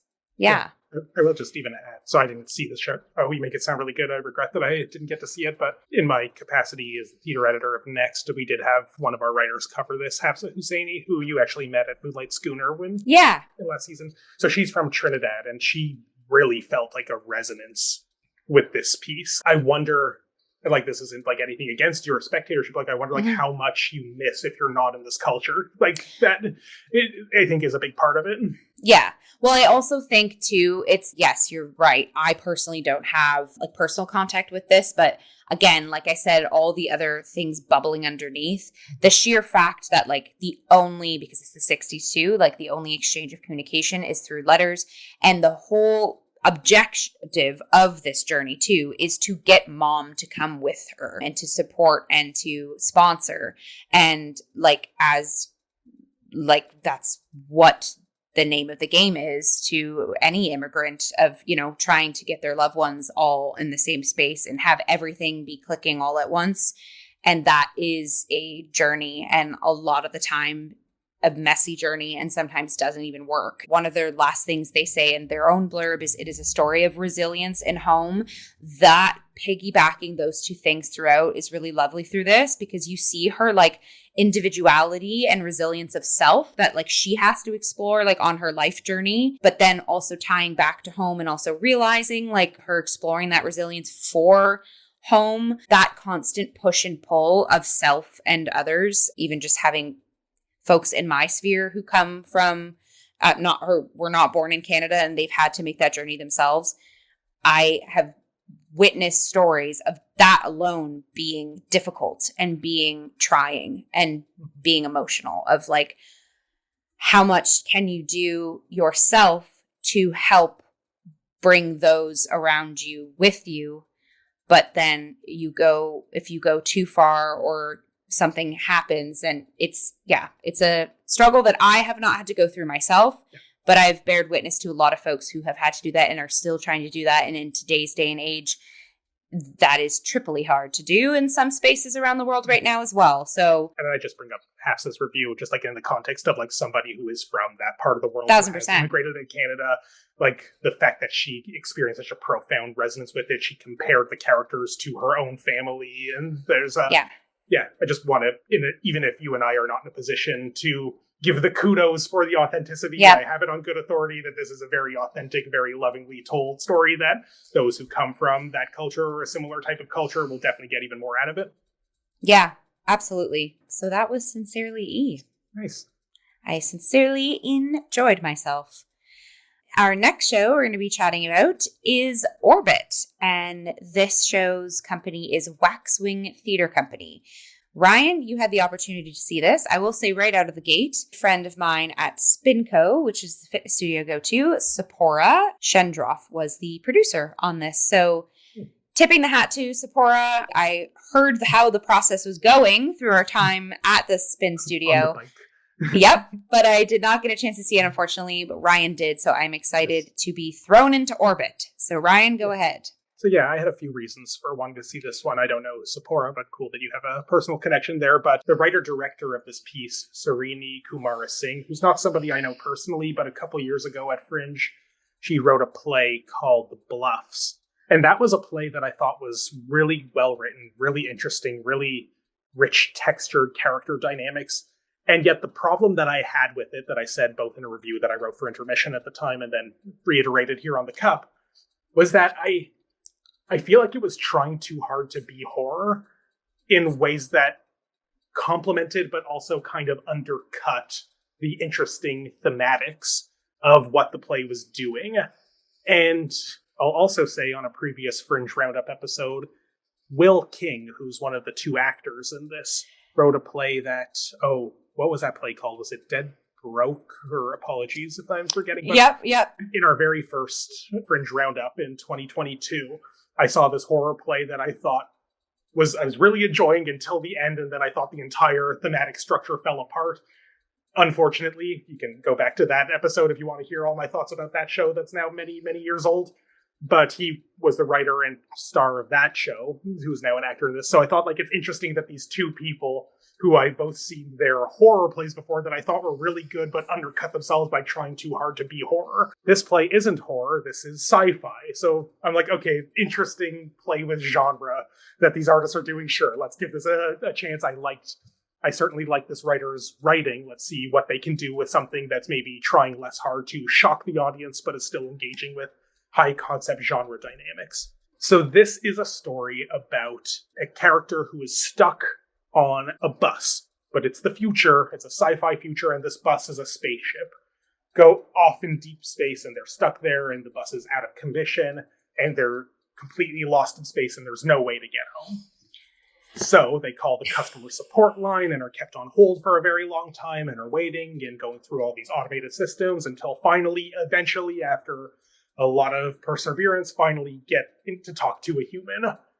And the human, played by Will King, and he's the operator who's just, in very customer service fashion, just trying to process the request, do whatever they can, but there's really not much they can do from such a distance. So it's very much like a sucks to suck kind of situation. Oh, you're stuck in deep space.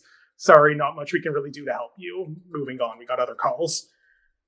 But then something happens over the course of this call.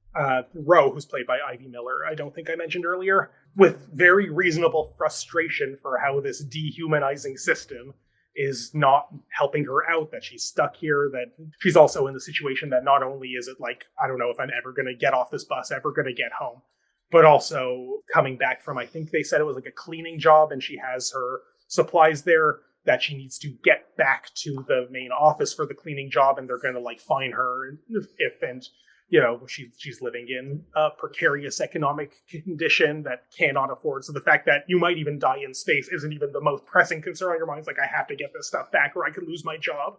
And it was hard enough to even get that job.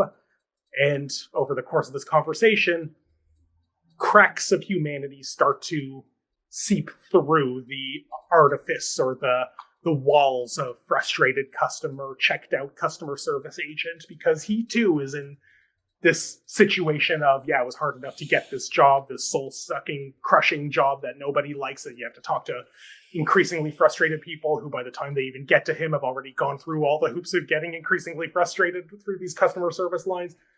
And when he realizes through a very candid admission that Ro is afraid, and she states that I am afraid, something shifts, and he's okay, the humanity shines through, and he actually tries to help her. And over the course of this conversation, he tries what he can, but his hands are tied in what he's able to do. But the most helpful thing he does is he just talks to her like a normal human being. Mm. And when that melts away, this literally distanced relationship starts to flourish. And there's nothing romantic about it. There's nothing it's just two people who both have shitty jobs and shitty lots in life connect in this dire situation that is very high stakes for one, and through learning to care about someone else's plight becomes very high stakes for the other person as well. Now, I have a bit of a confession to make about this show. Very relatable content, because I too was stuck on public transit and missed the first 10 minutes of this show. Oh, that's funny. Yeah, which I didn't realize. I was just pressing oh God, am I gonna, in past years, Fringe was very hardline about no latecomer admission. I did already have my ticket, so it's not like I had to. But when my TTC streetcar eventually started chugging along down Bathurst and got me to Factory Theatre. The show was already 10 minutes in, but they did let me in and I got to see. So I don't actually feel like I missed much. And talking to other friends who were at that show, they filled me in on what I missed. Plus, I also edited a review of this for next. So I'd already had a lot of stuff spoiled for me by the time I saw it. But it was just so ironic that this is a show about someone stuck in public transit and the need for human connection in that situation. Yeah. I actually struck up a good conversation with somebody who I was stuck on this streetcar with, who was going to the same show, and we both did eventually get in, and it was fine. So funny. There was a very ironic, but very you can't make this up kind of resonance. Now, thankfully, just being on a TTC streetcar where I could have gotten off at any time, I didn't, because I thought, well, if I try to run, I'm definitely going to be late for the show, whereas if it does start moving, then I can make it in time. I only missed 10 minutes. It wasn't a disaster. I was able to follow up with and keep up with what was happening here. But I just thought that was a very funny resonance. I think what's kind of interesting about the show, a lot of people have said this in their reviews, including the one that I edited for next, other reviews that I've read and other conversations I had with people who saw the show, is the real hook for this show is that, yes, it's science fiction, and yes, it's set in the not too distant future, but that it's very much grounding the issues in relatable things that are just sci-fi twists on things that you recognize today, like customer service calls and the increasing automation of those processes and job precarity and complicated job markets and, the ways that they kind of bond over their situations in these two low-paying jobs. What I didn't necessarily love about The Bluffs, or Dead Broke for that matter, was that it got too high on its genre juice that I thought it sort of lost sight of the interesting thematic texture. This show, for all of its sci-fi bells and whistles, really kept itself. I'm going to steal the line that Chunjo wrote in his review, actually, that I helped him finesse for his review, so I can take credit for it. It really keeps its critiques down to earth. This is kind of like our world. There's certainly things you can relate to our world. It's not even like the cautionary tale of, oh, this is the direction we're going. No, we're basically already here. We just don't have spaceships. So and I thought it really did a good job of capturing that state of the world, that state of things. It is, I think, a real Fringe type of two-hander that maybe at times goes on a little long, goes in different directions. Maybe there's things that could be cut and tightened and trimmed. While I did miss the opening sequence, I don't really feel like I missed a lot. There's actually a funny... I've maybe mentioned this on the Cup once or twice before, but there's a bit of playwriting advice from... I'm not going to reach for it because it's behind a picture frame there, but the book A Dramatist's Toolkit by Jeffrey Sweet, which is a very good introductory playwriting resource for those who are interested in writing plays, that he says when he's teaching playwriting classes, he has his students start reading their play on page 10 or whatever in their class workshops. Yeah, you wrote it from the beginning. Don't worry. We're going to start it on this page here. Let's see if it makes sense. And he says that in this chapter in this book, that more often than not, his students realize that, oh yeah, the play's actually so much better when you started there. The things that I thought were necessary backstory just turned out to be unnecessary exposition that actually becomes fertile ground for suspense and mystery when you don't know all of that information at the outset. I had a bit of that accidental experience here by missing the first 10 minutes of this show. I was in the position of needing to figure out, okay, what happened, what I missed. It seems like a lot of what I missed was just being on hold, which is important for setting up the situation for, thank God I'm talking to a human, but oh no, this human is more machine than man until he suddenly isn't. Right. But there was just an interesting experience first with the, oh no, I too was stuck on public transit and I made a human connection along the way, to the, oh yeah, what am I learning by approaching this play from the 10-minute mark. Yeah, I thought this was an interesting experience. I would like to see the whole thing at one point, but I don't really feel like I missed much where I came in. Lovely. So the next show we are going to be talking about, which has no talking in it because it is all dance and all movement. And the most moving piece I saw in my Fringe journey is Echoes of You by Impetus Movement Company. I am probably going to get emotional talking about this show. Okay, so Echoes of You is a contemporary dance work. Anyone who has listened to The Cup knows that Jill transcends into a totally different realm of spectatorship when I see movement pieces, especially contemporary dance. This piece was no exception. I actually saw this show with Sean Fernando, our friend. I love Sean. I kept running into Sean this whole Fringe. Kind of glad I had like an outside buddy just sitting beside me, but after the fact I had to be like, hi Sean, I'm okay, just so you know. Because after like was he the concerned for you? second dance, no, because he was moved as well. But after like the second dance iteration of the piece, I just started sobbing. And I wasn't the only one doing that. This piece activated audiences probably more than it thought it was going to. I actually, if I have time to do so and I'm super inspired and impacted, I will find a way to go to the artist or an artist and pay homage to their craft. So I did that to Dawson. So Dawson Lloyd is the choreographer and is also one of the dancers in this piece. I went up to Dawson and I said, thank you so much for literally doing a piece that was activating like so many different levels, in a sense of like, I'm watching the performer take themselves to such an extent and a viscerality of self, physically, emotionally, and in community with the people on stage, that I was witnessing their depth at the exact same time, and so much so that it was activating my entire depth. How this piece, literally called Echoes of You, had me cascade every bits and bobs and memory and emotion and panic attack and love partnership and all the things of my own life in the past year and a half, just by watching contemporary dancers throw themselves into such extremes, was fucking fascinating. And like speaking with Sean and speaking with Dawson, like saying this feeling and having everyone's like, yeah, I had the exact same experience. So basically, I want to say like all it is just a 7-person company of dancers. But what they are doing is such like visceral, that's the word I'm using, but it's like dance that is, they're stretching themselves so far, literally and emotionally, and it's contained on the stage. And there's 7 of them dancing all together in the stage. So I think also like the pressure cooker of it all, the dances basically, it is just like a scrapbook of, there's company dances, there's some solo dances, there's like duet dances. So there's not really a narrative. And so in that, you are allowed to just like witness and like create a narrative on your own. That's, I found my brain and heart was doing that a lot throughout this. However, there were enough nuggets that if you wanted to start stringing together some sort of narrative on the actual dancers and characters, you could, but for the most part, you were just sitting there. And when I say visceral the third time, these performers were literally huffing and puffing and sweat like flinging off their faces, because it was the push and pull of it all. The music would be so loud. The music is its own character in this too.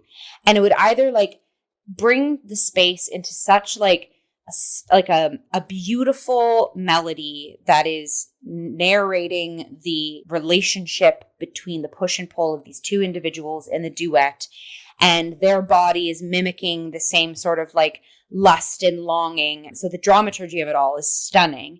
And then right after, there would be sharp, long moments where the frenetic energy and the pushing and the pulling and and you literally heard these actors and performers, and I'm going to say actors, and like everything was popping off, breathing heavy, grunting, sweating, looking at each other when they needed to, but not when they needed to. And so I think that's also why all of us were like, oh my God, because it was penduluming us to the different spheres of art. Like, wow, look at this beautiful, lovely, extremely talented, like depiction of love or depiction of self or exploration of self. Instantly thrown into, oh my God, like how can they breathe right now? They are moving, they are sharp. Everything was synchronized, but some of the moments where they were all dancing, they weren't exactly perfect. But then I'm like, isn't that just life? Like when you're going on these journeys and these pushes and pulling and you are in these relationships with these humans and you think, oh, it's safe and it's fun and it's lovely and, oh, that's kind of quirky or that's kind of beautiful. And then reality hits and a breakup hits or like something hits and you're like, and there's strength in both of those moments too. Like I also found myself like pivoting the narrative of being like, oh yeah, the like very intense high energy, that's like the negative, that's what I'm in my head, that's when I'm having an anxiety attack, that's when like I'm in this chapter change and where am I going to go? And then it's the reprieve and the like beauty, lovely stuff, like that's where, and the connection of humans.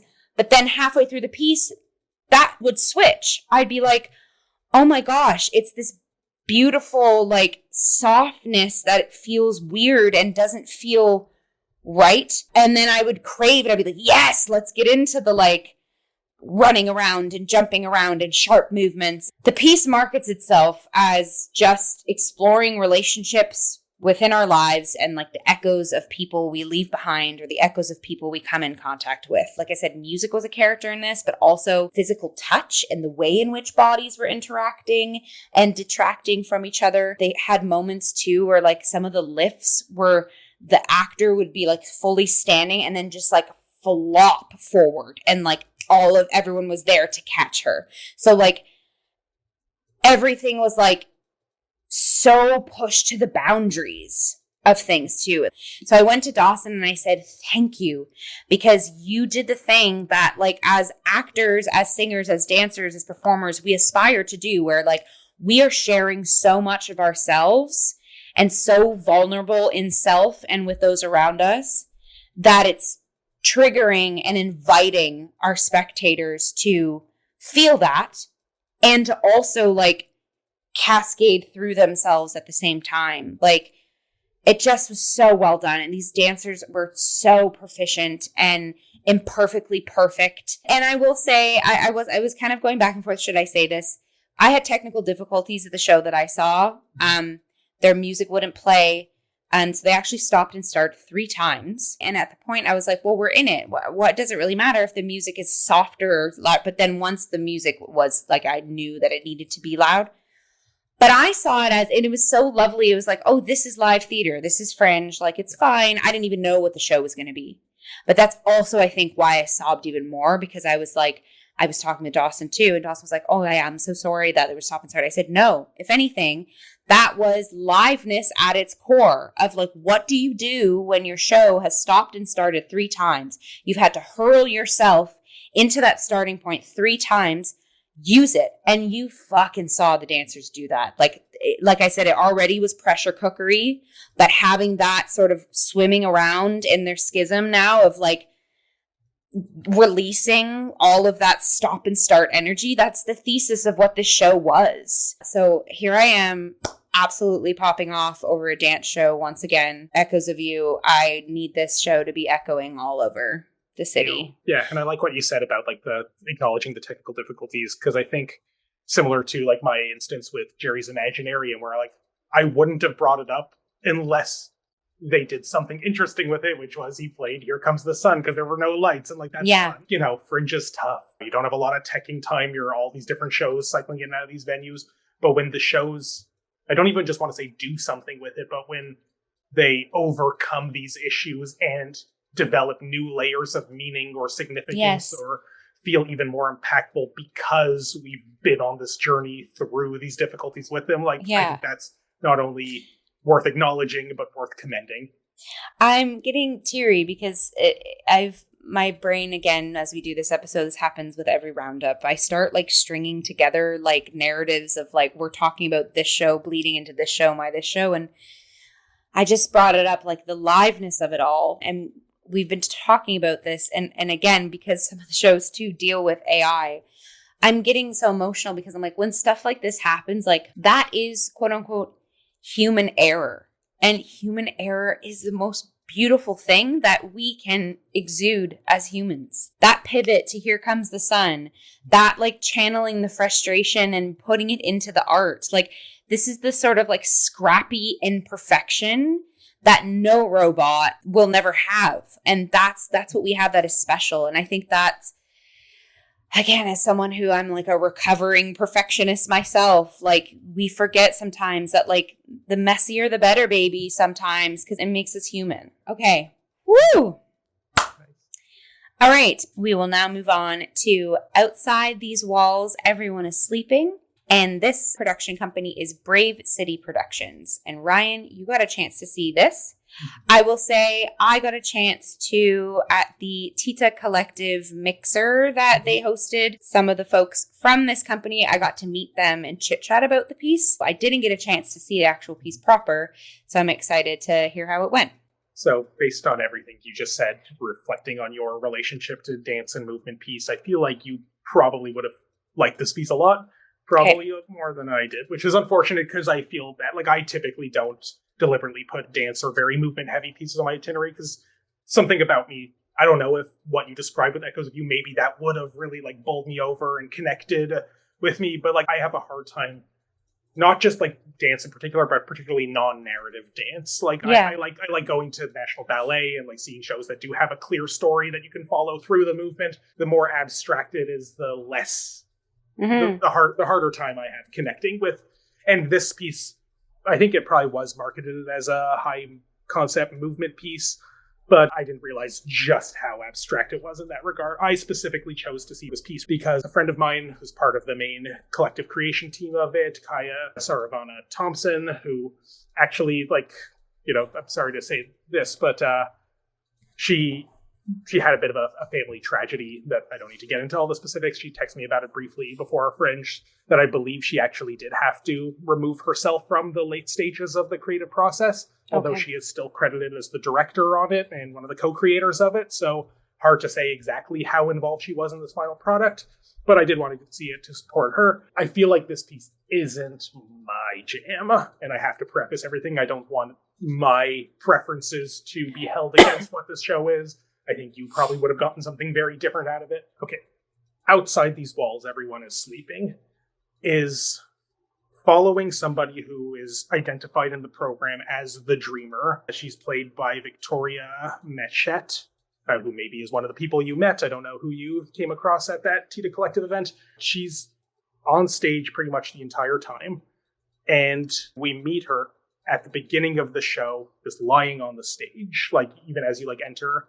And it's like, you know, there's lights that sort of like look like blinds, and it's like clearly nighttime, and she's trying to sleep, but tossing, turning, can't get comfortable, can't fall asleep. And it's basically 75 minutes of that, which I don't want to sound too dismissive about, but this is a real slow burn with almost no spoken words, where it is just, it is a rough night, and our dreamer is maybe part of what we're seeing is them in the dream world, in the dream space. But more often than not, it felt kind of grounded into this is the actual literal reality of having insomnia. We are on this journey of just getting up, I don't know, taking off jewelry, going back into bed, tossing, turning some more, putting stuff up on like laundry on a clothesline, going back. There's parts where she goes to this typewriter and like type, maybe like gets an idea that like is preventing her from sleeping, needs to get it written down, and then tries to go back. And it's a super slow burn version of that. Like, it's kind of interesting, like, because she was already on stage and already tossing and turning before the show even began, it was hard to even clock the moment where, oh, now the show has started, because there was a real long, what I would call prologue sequence, undifferentiated prologue sequence, where it was probably no longer the pre-show, but nothing had happened yet where she was still doing that. I wonder if dance is even the most appropriate term for this. It's definitely physical theater, definitely movement theater, but like a lot of it, I don't know, maybe it is dance, and I'm not the expert in this, but like a lot of it wasn't like necessarily the type of movement that you associate with dance. There were a few sort of like pops of that, but it was really kind of just like going through the literal motions of what do you do when you're caught in this liminal zone between sleep and awake, but still very much unable to give in to the entirety of the nighttime experience. So then two other performers do come into the scene after a certain point. One of them, played by Gaia Misiancio, apologies for mispronouncing any of these names, who's also credited as a co-creator of the piece, is called The Shadow.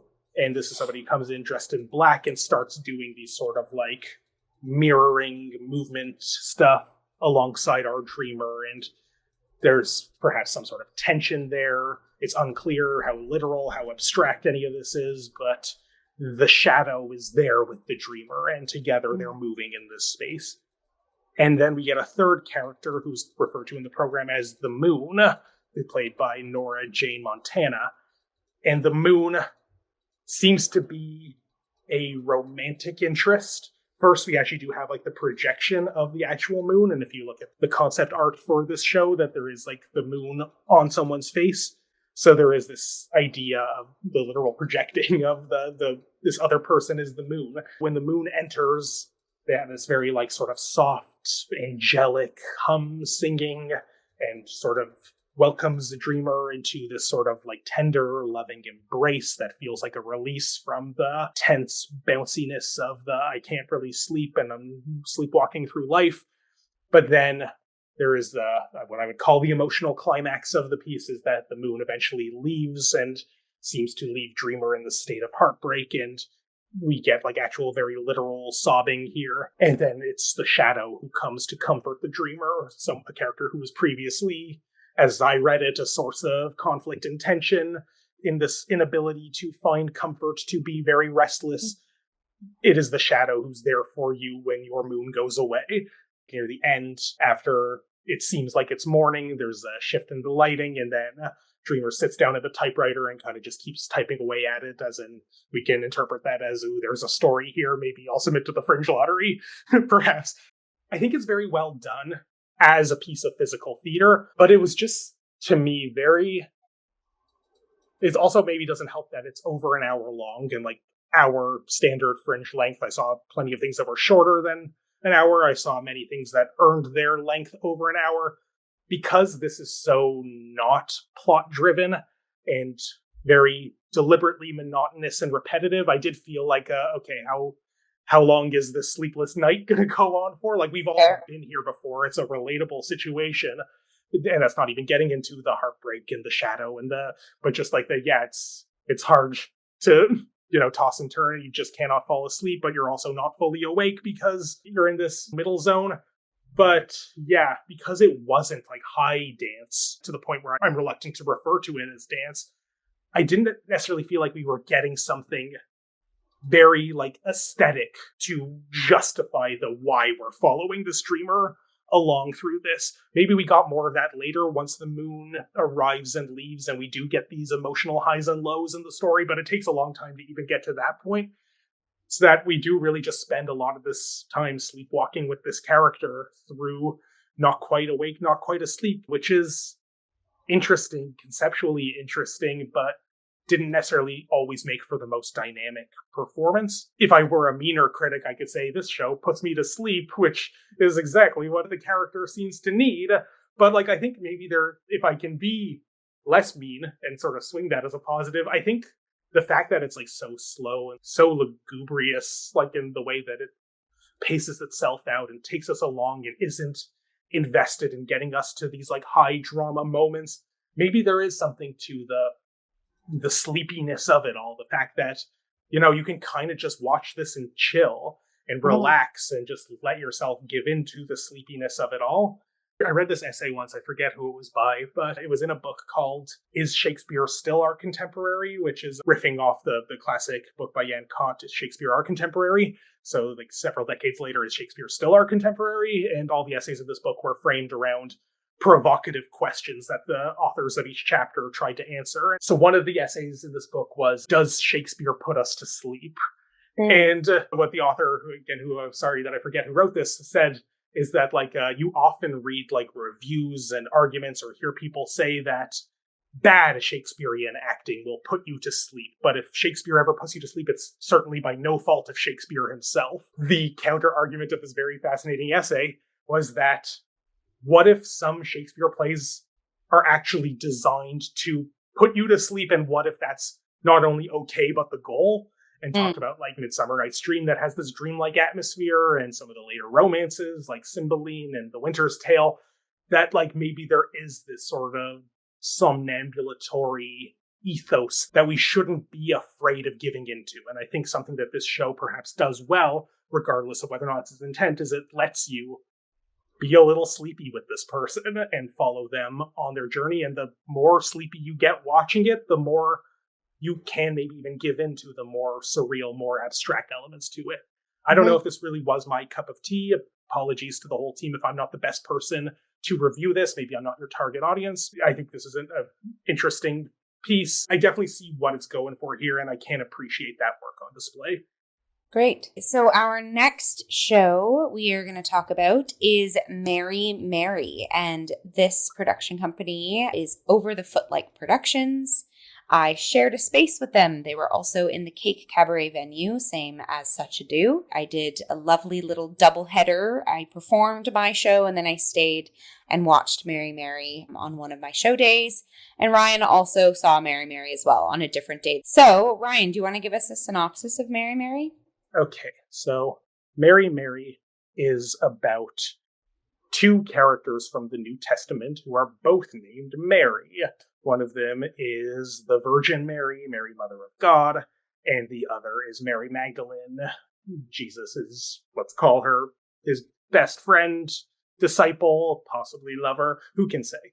And it is essentially a feminist revisioning, putting these two characters from the Bible in dialogue with each other to explore the story of Christ's ministry and the passion from the perspective of the two women he was closest to and what it meant for them from a distinctly feminine perspective. Now, if you're thinking this sounds familiar, there was another show about the Marys in Jesus' life in Toronto that this show, I think, is just a victim of bad timing, called Mary, Mary, Mary, Mary, Four Marys, by Aaron Shields. That was in the Crow's Theatre season earlier this year. And that show had an almost identical premise, except that there were two other Marys from the Bible. There's so many Marys from the Bible. Mm-hmm. We also had two of his disciples had a mother named Mary, and then Lazarus, who Jesus resurrects, has a sister named Mary. So the four of them were the four Marys in that. And that show, I had a lot of, just to go back to Sean Shields' Mary, Mary, Mary, Very Mary, as I got into the habit of calling it.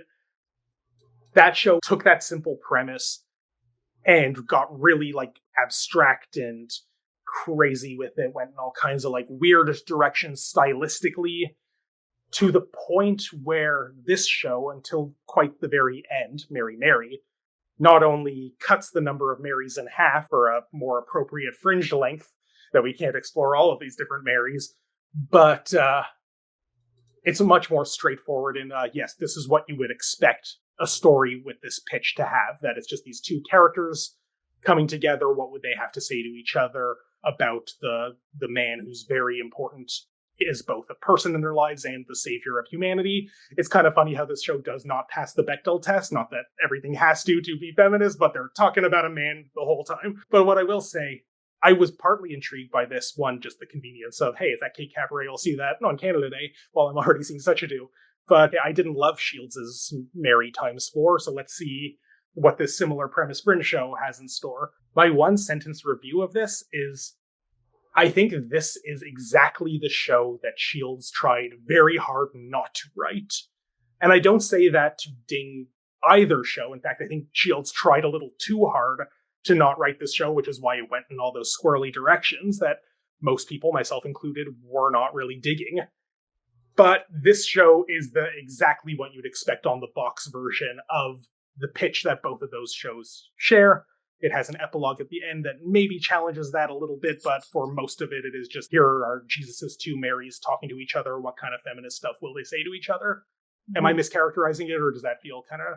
No, that is what it is. And it was lovely having the voicelessness that women in the Bible in general, but especially these figures, they have been only known as themselves through Jesus, through knowing Jesus. And for example, like Mother Mary, throughout the entire Christian canon, is this pious nothing bad happens, virtuous virgin woman. And then Mary Magdalene being like, yes, the comrade to Jesus, and like a prostitute and a whore. So they have all these labels that they don't get to discover and discuss. And this play allows them to do that. It was refreshing.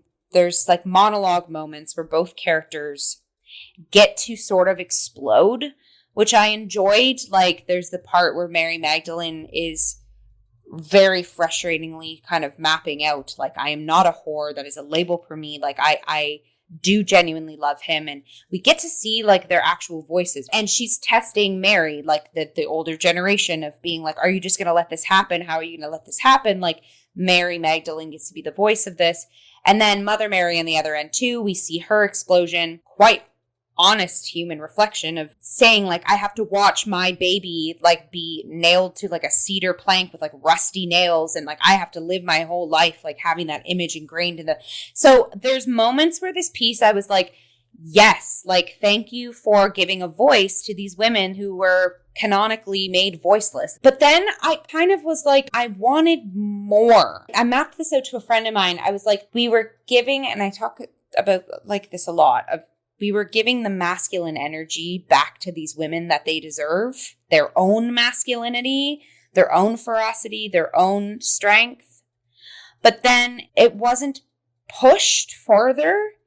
And the epilogue moment was interesting to me because I was like, oh, this is very cool. This is giving like Brechty vibes of, okay, we are just putting on these masks of Marys, but we are just female actresses in 2026. We just showed you like a parable play, for lack of a better word, like a new version of like this parable. What does it mean to you? And they mentioned things about like, not only are women's voices shunned, but also like, how do we augment these voices? How do we reach out and discuss themes of poverty and LGBTQIA communities, and just sort of like throwing these into the abyss, but then not activating these moments. And it kind of made me believe as well, like they didn't really activate the masculinity that they gave these, they trickled into these women. Now, that's not to say I'm not sitting here wanting them to have like go on a rampage and like, I didn't need like theatrics, for lack of a better word, but I was kind of just left with I'm not quite sure what I'm supposed to take away from this. That's kind of funny because I felt like it was way too explicit. Like there's a lot of low-hanging fruit jokes you could make about how it's so preachy and it sermonizes, but like we literally get on the projector screen epilogue. What is the lesson for the world? Mm-hmm. Like we see this play that demonstrates a feminist parable, and then we get this borderline slam poem monologue sequence or duologue. It's just outward to the audience where the two performers who we haven't named yet, they're Jennifer Valance and Rohan Melanian. Again, as always, apologies if we're mispronouncing anybody's names. But yeah, where they take off their nativity play costumes, basically, and then they're wearing like contemporary clothes underneath. And I will say contemporary clothes, but their t-shirt was the poster of their show. So there was like a propaganda-y-ness to this end as well, that I was like, I don't know, and maybe this is okay, but I don't know who the audience was supposed to be for this. So I feel like their target audience are the religious right, basically. That like you came to this show because you love Jesus so much, but now you're going to get a scolding for how your actions are not consistent with the teachings. And this is a show clearly, I think, made by religious people that really want you to know that they're on the right, i.e. the left side of these things, that their religiosity is not incompatible with their progressive politics. And I think there is this desire to sermonize for those who claim to believe in the teachings of Christ, but don't behave in ways that are actually consistent with the gospel. This is a lesson for you that we are first going to demonstrate by showing the women in Jesus's life, and then are really just going to make sure you get it by hammering it home very explicitly. I think the kind of flaw with, if that is indeed the target audience, is that this is already marketing itself as a feminist reimagining of the gospel. So I don't think you're going to get the audience you want, the audience who needs this lesson. And if anything, the audience you will get that's already on your side about the progressive politics might be an audience that's less cool with all of the religious underpinnings, or doesn't think the religious underpinnings are necessary for the moral stances, and therefore it feels somewhat epistemologically retrograde in terms of how it's trying to justify why this is the correct stance to take. Mm-hmm. I don't know. Is that making sense? Yes, it is. And it's also, you said it's marketed as like a feminist piece, and like, how do we, showcase these women? It didn't go enough there. Like, that's where I was kind of left in this limbo state. I'll talk about this on another, the next Fringe Roundup too, but this idea of religiosity in plays during this Fringe was very interesting to me, especially knowing the political and global climate that religiosity is sort of taking these days. That's why I said what I said of like, I'm not sure who this is for, because I can hear kind of both ways. I'm like, are you grabbing your normal Sunday service peers and saying, hey, let's shake up the way we're thinking of things, and let me present this way, and let's have a discussion about it? But then it doesn't go enough there. Like, it's not, like I said, it's lovely to see the sort of voicelessness become voiced in both of these Marys, but it's not enough. Like, it doesn't hammer home. The performers, I think, did a brilliant job with the hammering and the navigating of the, sort of breaking that fourth wall, but still kind of being just like an apparition in the space. I thought that was navigated really well. But yeah, and then the step further of the epilogue. I don't know what I was expecting. To me, it's too much of like, here's our artist statement. Here's what you should have gotten from the scene we wrote, but maybe you did, maybe you didn't, or we don't trust that you got it from that, so now we have to spell it out. I had this conversation with someone as well. I'm like, are we entering an era of like this millennium's morality plays? Like, I'm like, it made me think of like morality plays. It made me think of York Cycle. It made me think of like, I'm like, this is interesting. Is like, are we using art or the idea of performance to sort of put religion on a stage simply to just stage religion? Like, I feel like we've had pieces in the past where we're questioning religion, or we're pushing religion, or we're showing the sort of like damnedness of religion or the beauty of religion. Whereas like with this piece, I was like, oh, this quite literally could just be like, we're smudging a little bit, but like religion for religion's sake. It's just like a performative piece of religion, which is just an interesting environment. Something I'll even add to that, like I saw the show with Sean Fernando, because we just happened to coincide at this one. He's a Christian, like he's devout. He strongly believes in his faith. He's a very progressive person, but like it's it's much like the writers of this show. But like, yeah, he felt like this show spoke to him precisely for its religiosity in a way that it maybe didn't connect with me. And I'm like, okay, well, that's great. I think you are more so the target audience for this, but you're also the choir that it's preaching to, because you both believe in this faith and believe in the liberal political principles that it's trying to convince you is not incompatible with that faith. But you already know that, my good friend Sean. I don't think you'd be good friends if you didn't. Right. Yeah. So again, I'm just simmering with, I'm intrigued to see like religiosity on our stages. And I'm like, are we entering an era of like modern morality plays? Like, what does that mean? Art is subjective, and art can be utilized and explored with any domain and any community. And religion itself is a performance. It is a production. Like Sunday service is a show, like, for lack of a better word. I'm intrigued because like it's not the only piece that made me feel this way. Yeah, I'm just, it's an interesting journey. I will even take you one step further on this, because it's not just the modern morality or miracle play or a mystery play. It's the postmodern one, because it is also this feminist deconstruction of what about the women in Jesus's life, and even just like the breaking the fourth wall monologuing.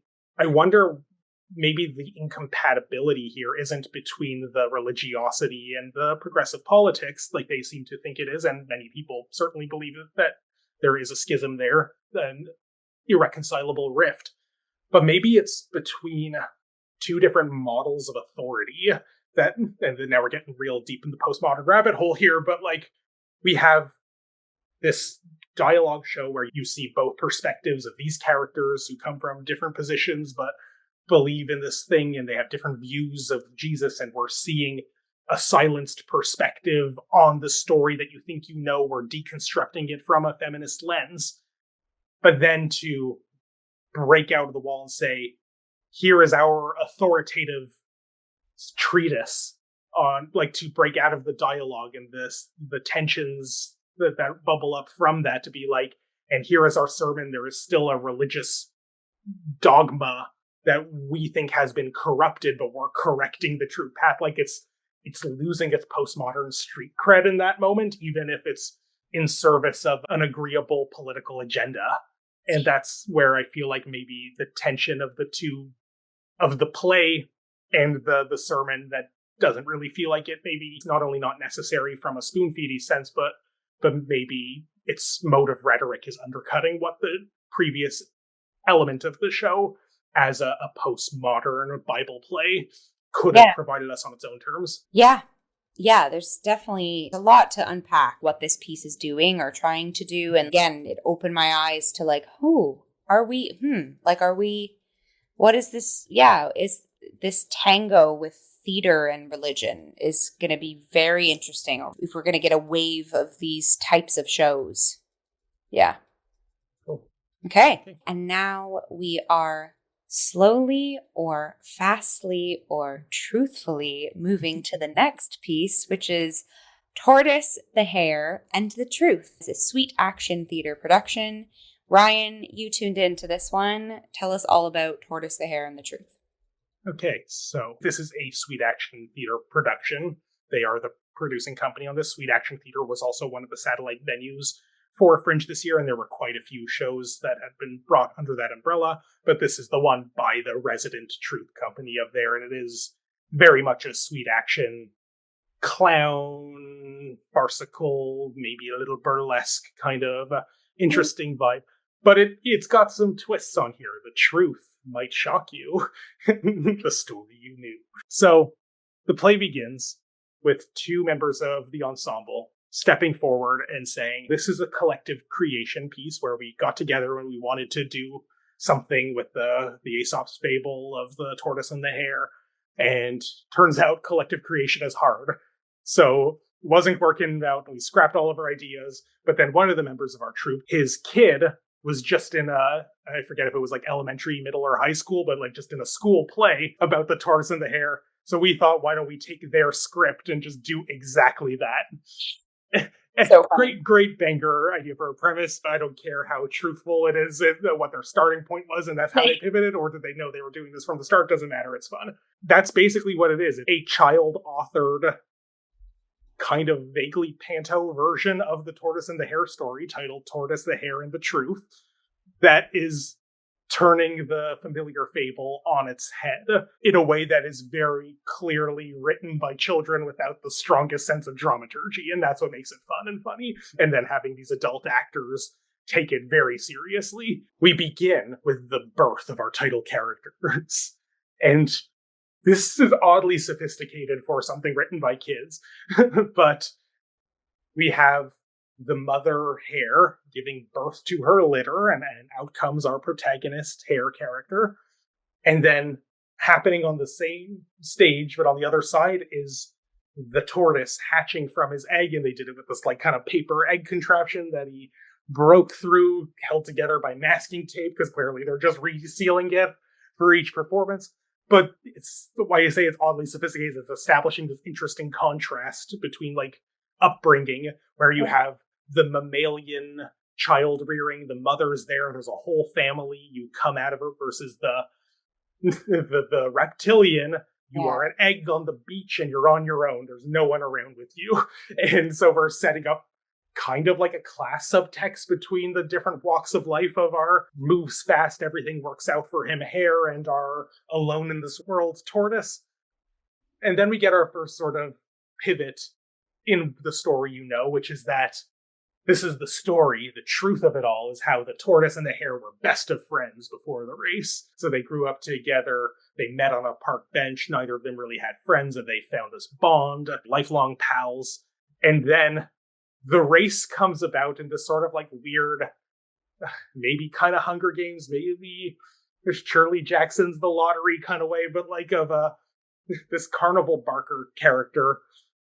It says like, every year we do the 2-animal race and everybody submits which animal you think it should be. There's no audience participation in this. It's all scripted, but like we're going to pick out 2 animals and the tortoise, the slowest animal in the world, versus the hare, the fastest. Oh my God, what a massacre this race is going to be. It kind of felt like to me that Gordon Neal, the one whose child provided the source material, he played this carnival barker type character whose deal is never explained. He's just hosting this lottery to determine who's going to do this annual race. It seemed to me like he was improvising or riffing a lot in a way that I think, if I have to guess, broke free from the child's script, which was like a weird sort of tone. Like he's just using like vocabulary that I wouldn't expect that age children to know. Like he talked about, all the balderdash and chicanery of this race. Like, unless this was written by children with a very robust vocabulary, I kind of feel like he was doing his own thing, that the rest of the actors were earnestly kind of following along with the script. Oh, also I'll mention with the script, in that same opening prologue where they talked about how they got it, they said, and because this was a last-minute pivot, we don't have the text fully memorized, so someone in the audience is going to be on book for us. And they asked not an audience plant. They gave the script to someone sitting in the front row, like, so we're going to call line and you're going to prompt us. So there is this sort of fun performance of roughness that is a big part of the charm of this show. But the kind of interesting thing about that element is that only like some of the actors ever called line, and others never did. Like, I feel like if this is a baked-in, deliberate performance of roughness, you'd think they would all be doing it all the time, and it would, like, increase and intensify and escalate to the point where they're just having the person in the audience, like, read the whole scene. But that didn't really happen. It was just a couple of the actors needed a fair bit of prompting, and others needed none, which makes me think, is this a performance of faux roughness, or are some of the actors actually not off book? I don't know. It was amusing, but like it felt very like I don't know if this is real or not. Like, that's kind of funny. Anyway, so we get this Hunger Games type setup where there's this arbitrary race that is pitting these 2 friends against each other, and like there's no clear stakes. Again, children wrote this, but there's no clear stakes on like what this race is for or what's at stake if one wins and the other loses. But Hare is trying to be like, don't worry, Tortoise, you're going to do great. And the Tortoise is like, no, I'm not. I'm no good at anything. You're so much faster than I am. So then we get to the race, and of course the Hare, gets off like a lightning bolt. We all know the story. But the truth of the story isn't that the Hare didn't pace himself and fell asleep, as we all know from Aesop and all the millions of pop culture iterations thereof, is that because he's such a good friend to the Tortoise, the Hare decided to throw the race to let his friend win. And again, because nothing is at stake, or nothing clear is at stake in this race, okay, sure, yeah, let your friend win, I don't know.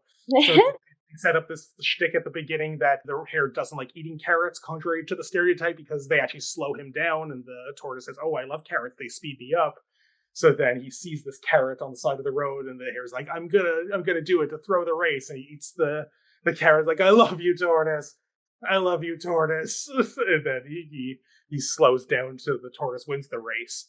But then it is revealed that he threw the race on purpose to help his friend win, and the Tortoise did not want to win that way, and it creates this rift in their friendship that never gets reconciled until we fast forward to they're older, and it is the Tortoise telling the story to his grandchildren, and then they do finally reconnect as old people. Weird. Feels very much like the kind of play that kids would write to do a sort of topsy-turvy, fractured fairy tale kind of shtick on this. And that's kind of all it is. On one hand, it is trying to like bank on the fact that isn't it just funny enough that kids wrote this funny thing and we're taking it seriously? But then also like peppers in these elements of, oh yeah, some of us aren't off book, and the costumes are really makeshift, and maybe this one actor is kind of riffing and improvising and doing his own thing. Maybe I didn't see the script. I wasn't the person in the front row who had to follow along, but maybe the kid who cast himself as this carnival barker in the original just wrote in, and I'm going to improv some stuff here. So then these adult improvisers are able to kind of go with that. I don't know. It seemed like he was not doing the same thing as everyone else was. And like it was weird. Like I liked it. I had a good time. But like there was this uncanniness of like how much of this is them being in on the joke. If, like I said, like if everybody was calling lines all the time, then like, okay, that's funny that they're in this together, that this is a very ill-prepared troupe of rude mechanicals doing this literal children's show that would have been pretty easy to memorize. But the fact that only some of them were like, oh, well, maybe this is honest to goodness, they just like actually didn't put a lot of rehearsal time into it. I don't know. I thought it was amusing. But it's kind of like a weird artifact of a thing that, like, on one hand, it feels like it's making fun of, isn't this a silly script that these kids wrote? But then it's also taking it so seriously. And then I wonder, like, is there profundity in what these children are trying to say about friendship and competition? But it's unclear. I think this is actually something, unlike Mary Mary, this is one that maybe could have benefited more from like break the fourth wall sort of commentary. It's not holy scripture that needs to be reinterrogated, but it is one based on a story we all know. Two, it's based on an interesting child attempt to get to the truth of the story you think you know. But then also, what does it mean for us adults to be doing this story, to take it seriously? Is there wisdom of children? Is there not? Is it funny? Is there something we can learn by reflecting on this? I don't know. I had fun, but it was kind of just this like pure clown show, which is what Sweet Action and their troupe does so well.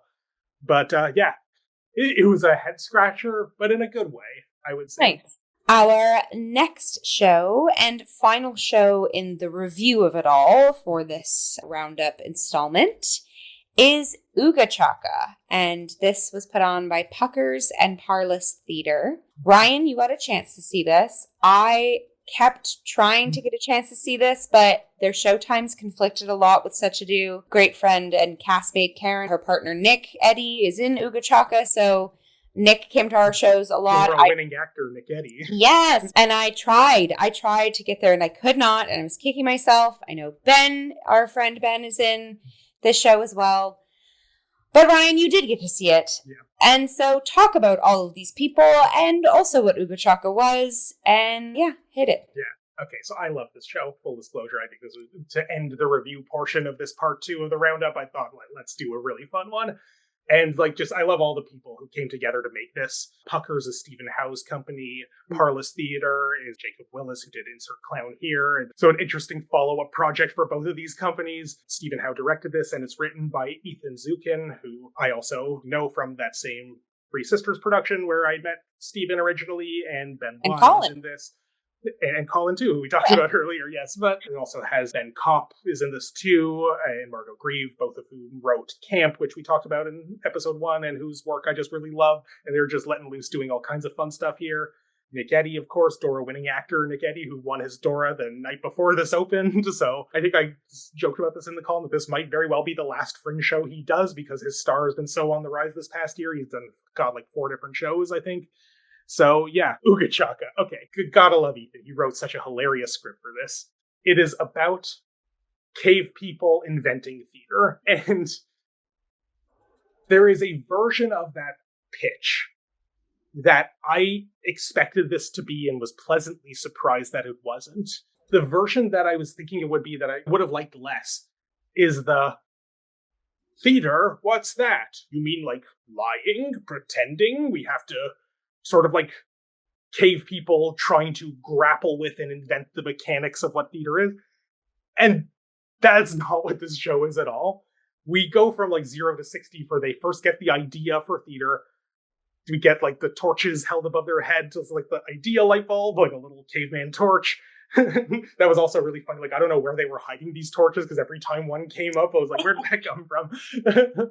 But they get the idea, and then suddenly we're just like in it. Theater exists, and this show exists to just make people who went to theater school laugh. And like just like all of the kind of like wacky theater, very inside baseball references that they make here. And it's about like the relationship between art and commerce, and just sort of striking out on your own and doing your thing, but then selling out and giving to the system and trying to. Okay, so to back it up, we have Nick plays Rock, and Rock is, I don't even know what his job was, if he's like an art dealer or if he's an artist who hires other artists to make the work under his banner, like an Andy Warhol type. but he's a celebrity art world figure in the caveman world. Costume detail I love. He has like sort of like a Fred Flintstone caveman costume, and he has just like a thin bone sticking out of his pocket like a pen, and they never like address or use like what he uses this bone for. It's just, yep, there's just a little bone in his pocket. So funny. So he's this sort of like arrogant boss celebrity art figure who has two artists, Bungu and Kiki, working for him. Ben Y plays Bungu, and Kiki is played by Rachel Coucheron. So the two of them have been sort of working under Rock. They're trying to make art, and the art that Rock makes and has his employees make is all about this legendary figure named Groog. And the story we gradually learn about Groog that is depicted in these cave paintings is that Groog was somebody from the past in their village who, when the community was starving, he went out and he hunted 3 woolly mammoths and brought back enough food to save the village. So he has been turned into this legendary figure. So now all the best art is about Groog and Groog's story. So they're making these cave paintings, and there's a clash of ideas for how to best represent Groog that makes Bungu and Kiki fed up, that Bungu decides and makes Kiki come along with him on this, that's it, we're leaving Rock, we're going out on our own. We're going to do our own our way. And what they come up with is, well, we can't compete with Rock's big enterprise for cave paintings, but what if we took paintings off the walls? What if we were the paintings? And what they're describing is theater. Yes. So they tell Groog's story through their embodied practice, and the second that torchlight goes off, there's no, what's that? Theater? Question mark. How do we suspend our disbeliefs? What is mimesis? What is make-believe? Like, no, we are just like now in the theater industry world that is completely hilarious and anachronistic about how, they're talking about like method acting and all kinds of like, super objectives and intentions. And yeah, so Cole Durnford plays this one character who's like Rock's assistant, who Rock sends to go figure out what they're up to. He and the other underlings who work under Rock get so swept up by this theater thing that they want to be part of it. So they leave Rock to join this burgeoning theater troupe. And Cole is the best character in this. I forget what his character's name was, but he, in their play, plays Groog's brother Rico, who tragically dies and motivates Groog to go fight the mammoths. But yeah, Cole is the funniest person in this show where everyone is the funniest person. Yes. So basically, Rock realizes that, well, if you can't beat them, join him and maybe continue exploiting them. So he takes on the role of their producer, and Kiki doesn't get a say in the matter because Bungu's like, fine, deal, we'll join forces back with you. Things fly out of hand. Kiki feels like they're losing their creative control over the story that they just wanted to do with their best friend Bungu, but Bungu's so high on the power as an artful director who wants to make these thoughtful, complex pieces, but also wants to make a lot of money, which is why they have to team up with Rock. Hilarity ensues until there's another rift there. Kiki goes off on their own. Everything is crazy. We finally get to see Bungu's version of the play, and it's like so postmodern, weird, wild that terrible flop. Rock gets out of Dodge, claimed no part in producing this disaster until Bungu learns a valuable lesson, reconciles with Kiki. They get to make the kind of art they like. And also, Groog is not only a real person, but has been alive this whole time and was exiled to the mountain. And they're nothing like the heroic image that Rock has been propagating in his art, because, big plot twist, I'm spoiling the whole show here, but big plot twist, Rock was Rico, Groog's brother, like the real person from there, who sent his embarrassing brother into exile and mythologized his story, changed his name, and then created this cottage industry of selling the national myth-making of what Groog did for their community. But it's all exposed, and Rock gets his comeuppance. And then I will say the funniest line that I think I saw in all of Fringe is the very last line in this show, which is that after Bungu and Kiki have reconciled and they're making the art they want to make, a cloaked figure comes in and says, "I'm very intrigued by what you're doing.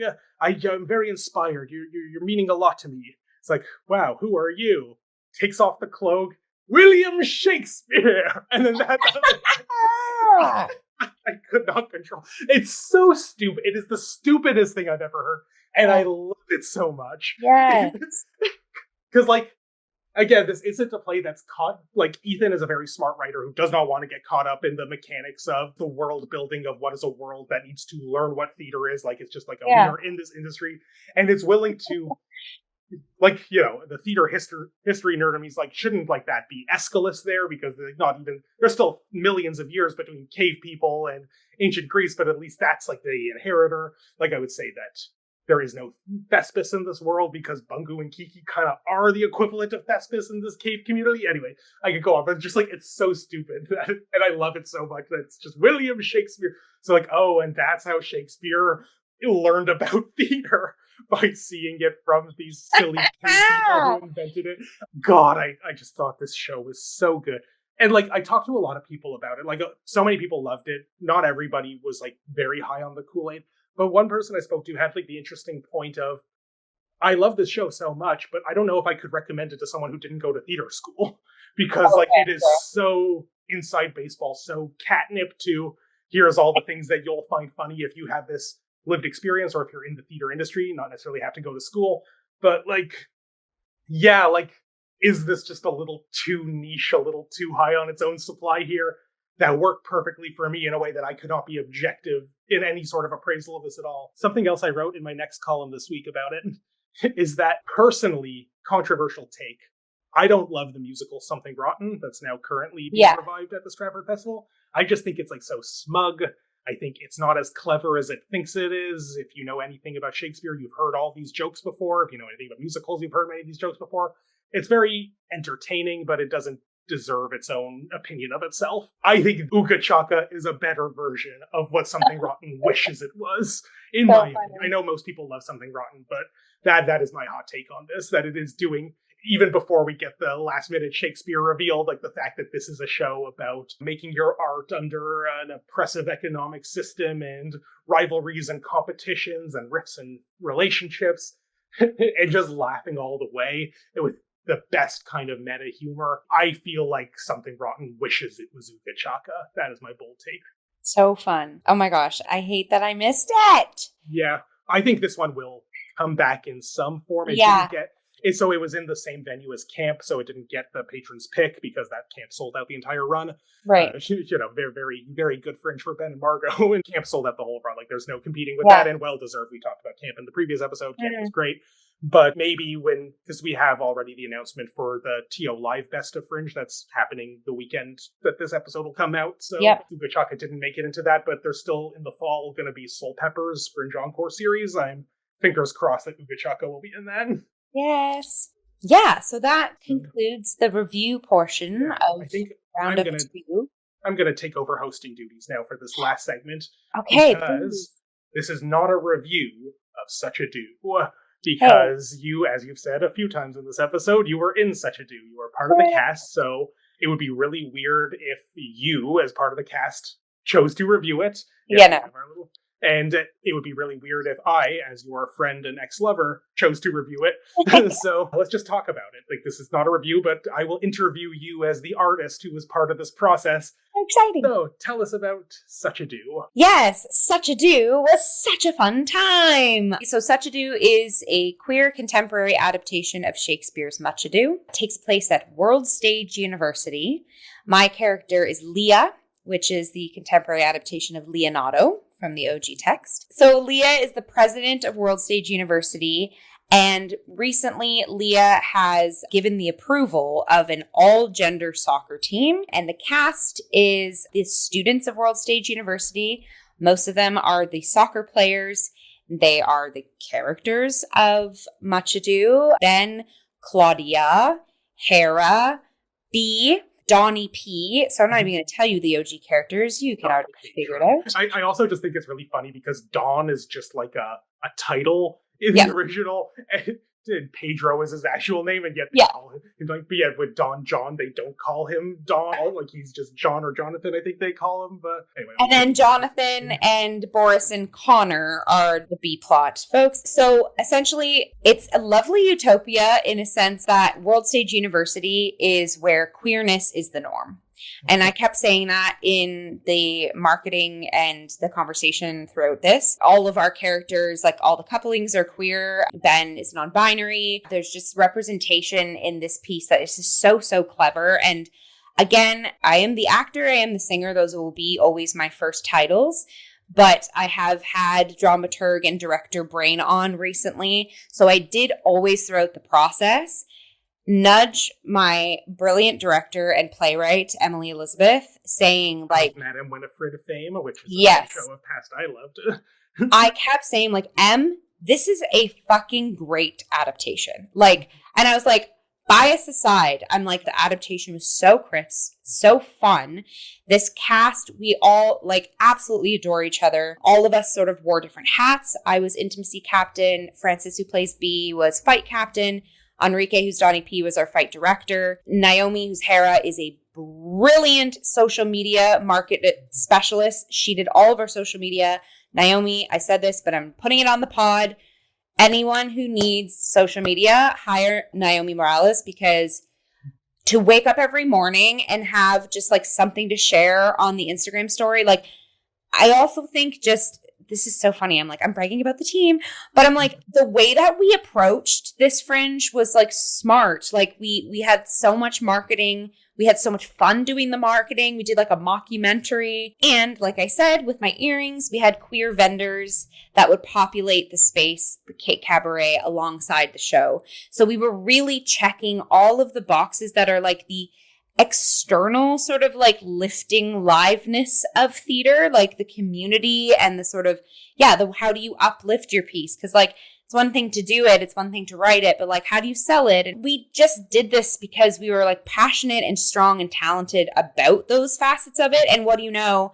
Halfway through the run, we sold out 5 of our 7 shows. I just feel so honored to be a part of that team. And like, I'm getting teary because I've always wanted to be in Toronto Fringe. I've always wanted to act in Toronto Fringe. And you've done Hamilton. I've done Hamilton. I've done Calgary.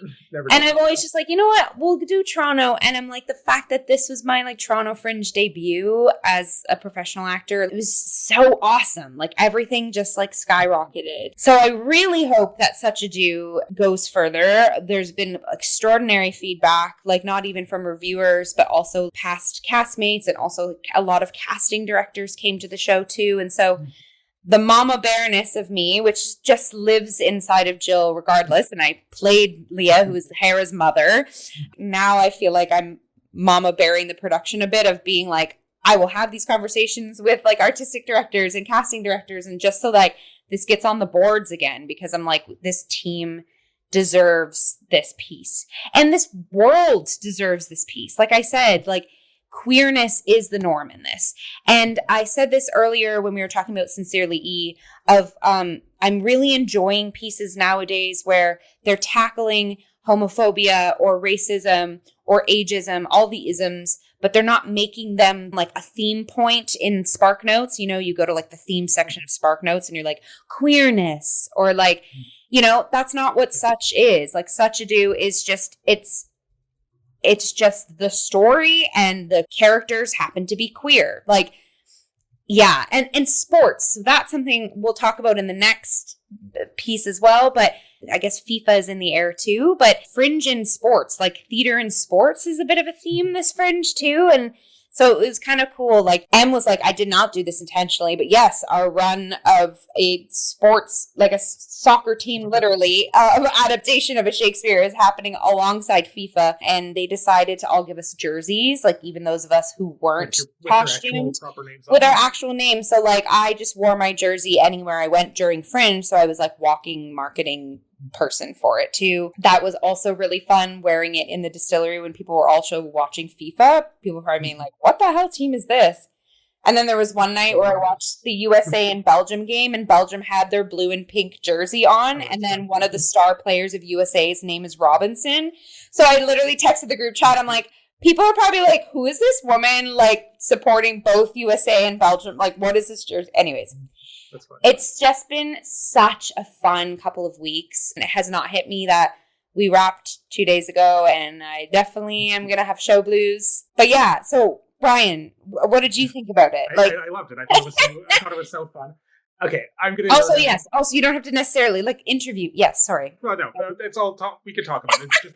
It's not a review, it's just a discussion, even though most of our reviews are just discussion on the Cup. Yeah, I thought it was a hoot. It was so fun. If I can nerd out on, like, some Shakespeare stuff please. There was a part of me watching it, because I love Much Ado About Nothing. It's one of my favorite Shakespeare comedies, and I know it very well, seen many productions, many films of it. There's a part of this that I don't know how it's going to work in this new setting, and that is when Beatrice asks Benedict to kill Claudio, i.e. in this version where B asks Ben to get Claudia expelled. Well, that's the thing. Like, I thought the perfect way that this was handled. One is we set up the plot mechanics of Claudia is here on a soccer scholarship. So if she's no longer on the soccer team, she can no longer attend the school. So, like, that's just, like, perfect. This is the kiddie equivalent of that actually, like, makes the stakes work. That's something, like, in the original Much Ado, I always thought, like, I understand Beatrice's frustration at what happened here, and she's very right to be upset the way that Claudio handled Hero at their wedding. But it's...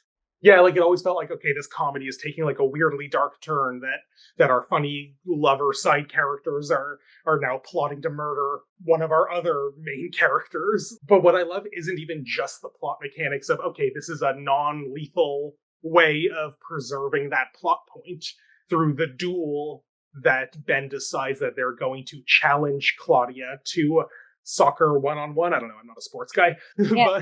but that the loser has to leave the team, and that is how they're going to oblige B by getting Claudia expelled. So that's fun, just like that they came up with. But also that the recurring joke of, but Ben, you play defense, you don't score a lot, like which was a funny recurring joke that then sort of just pays off and like what a dumb plan this is. You're gonna get yourself expelled. But like what I kind of love is that we established this plot point, the one that I was worried about, like, okay, we're going to get to this. What are they going to do with it? With B being like, I want you to kill Claudia. And like the way that line is handled before it's like, fine, don't get her killed, but just expel. Like it was so clearly like, obviously you don't mean that, you're just upset. And like that just works so well as like a salvage that then leads to but here's what we're actually going to do. Can I also pipe in? And this is also like brilliant from the writing as well. And it was very fun to do as an actor, is that this adaptation also knows it's an adaptation. And that made it really fun for like characters like mine, like Leah and Jonathan, Liam Kinahan's character, because like we are sort of like the quote unquote villains or the ones that are masked or like putting something on.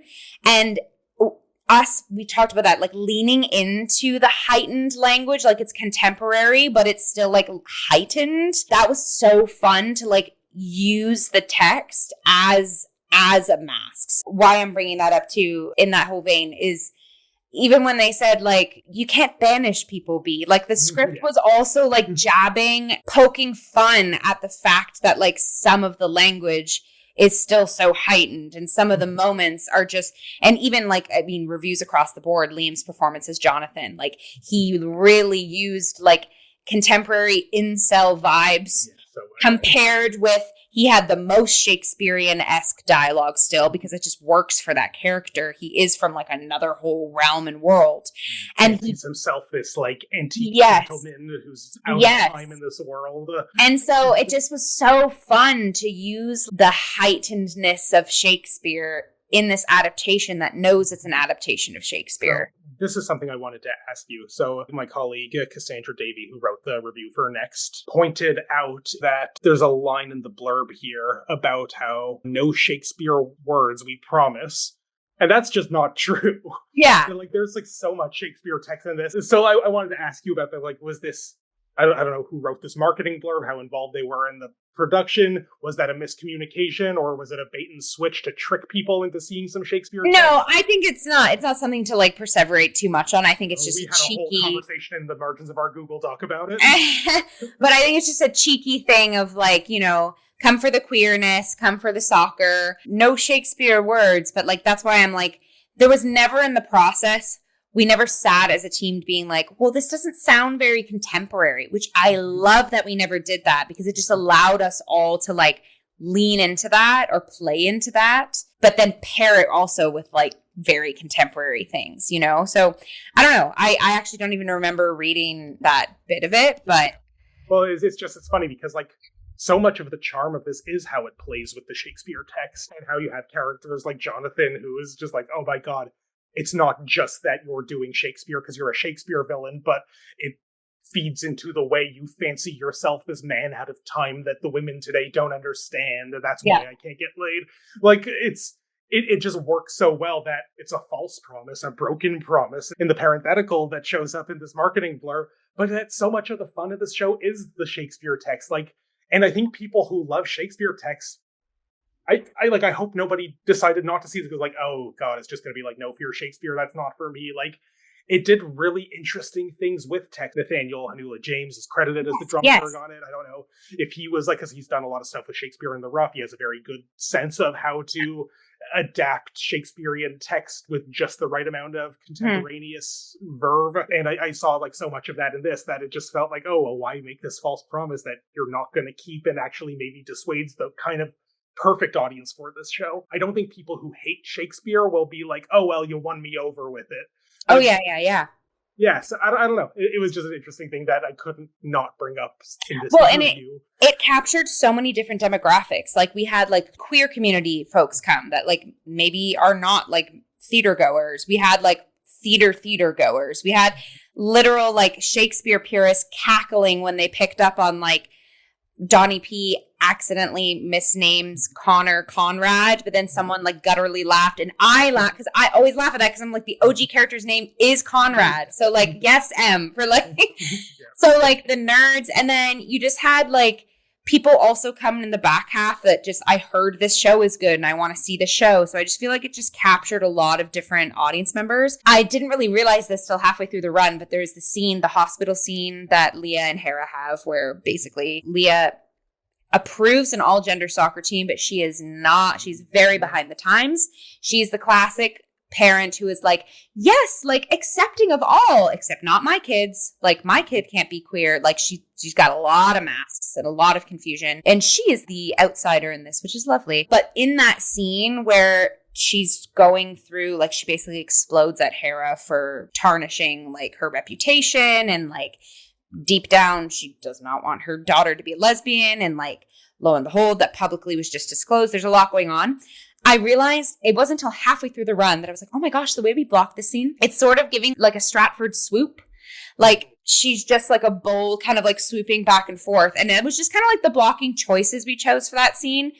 And Naomi and I would like play cadences or whatever. But then it hit me. I was like, oh my gosh, I'm doing like a Shakespeare swoop in this sort of like contemplation that she's doing. I also got to like bring out like the panto-iness. Like, Leah is a ham. Like, she is like so much inspiration for that character. But like the Mean Girls mom meets with like a dame in a panto. Yeah, like a dame in a panto meets with lead casting coach of the Dallas Cowboy cheerleaders. Like, there's a lot of like weird women I've made. Leah, Miss Frizzle from Magic School Bus. Like, there's a lot of things that get cooked in my brain. The panto of it all and like the facade of it. Like, I got like hammy with her too, which was like really fun. And like the masquerade scenes, I offered to Em, I was like, do you want me to actually activate the audience? Because like Cake looks like a place that you would have a masquerade ball. And that was lovely too, because then I got to like go to our actual vendors and pretend that Leah like hired them for the ball. And she would be such a little bitch and be like, make sure, as RuPaul says, never say his name right, as RuPaul says, don't fuck it up. If you do well this masquerade, I'll hire you back for the next. Like, she was such a little bitch. I would like speak to audience members one day. I was just like, oh my God, look at your skin. What's your skincare? And just like, I was like, I didn't know this was going to happen. So it just was lovely to like pay homage to like the panto of it all too. Okay. One last dramaturgy question. Please. For you. Why is my favorite Much Ado character not in this? And that's Dogberry. Where's Dogberry? I know, right? I'm like, I feel like we should just have like a dog. Like also like a dog named Barry or something. Like Paw Patrol, like at the costume ball, like a dog who's dressed up like a Paw Patrol dog, and like or to be like Mean Girl Mom, like maybe Hare and Leah have a dog named Barry, and like there's a scene where like I just come in like carrying the family dog or something. I think just like collapsing all of that with like Connor and Boris and Jonathan too, and like this was lovely too. Like I feel like Much Ado is a comedy, and obviously every character has their moments, but we got to be like super silly, and like all the characters got to be kind of like the Shakespeare clown in a way sometimes, which was really fun. I'm beaming. Oh my gosh. Yeah, it's a good show. You and the whole team should be very proud of. Thank you. It was such a fun time. And I guess I'll say this on the pod too, like I'm never going anywhere from Cup of Hemlock, but I think this play and this experience, I've been doing a lot of like the other hats of the industry as of late, like a lot of directing, a lot of dramaturgy, arts education, but it reminded me, and I've come to this conclusion of like acting and singing are still my first loves and the most like magnetic I feel in this craft. And I just look forward to, I'm going to really focus, I think, devoting time to those spheres. I love directing. I love dramaturging. Those will always be there. But I think right now your girl needs to tread the boards. So hopefully more projects will come down the way. But yeah. Well, okay. Such ado about that as we arrive at the end of part 2. You can be host again if you want. Amazing. Taking the host torch that I'll pull out of nowhere like in Ooga Chaka. Amazing. Yeah, this has been a lovely Fringe Roundup part 2 of 2026. Again, super strong across the board. And as always, you always say this, Ryan, like Fringe, it's the most wonderful time. It is Christmas in a sense. It is just so lovely to see so many artists coming together. I think also there was one day I was at the Hub in between shows and I had like 9 super lovely present conversations with like 9 artists that I have not seen, some of them since last Fringe. But like that's also what Fringe does, right? Is it helps to cultivate and remind of the networking of it all and the community and the family that we do build. Hopefully a lot of folks, again, will take their pieces across ponds or across the country. So thank you, Fringe, for being a lovely orb for all of that to happen. On that note, I shall take my mason jar. Let's cheers, and everyone stay tuned for the last installment, part 3, with the full trio. Part 3 with the 3 of us. Thank you all for being a lovely part of the Cup community. And before we go, don't forget you can follow the Cup at all of our social media platforms, COH Theater. We are on YouTube. We are on Instagram, Facebook, anywhere you can pop into the chat, subscribe, like. Goodbye, folks, and see you next time.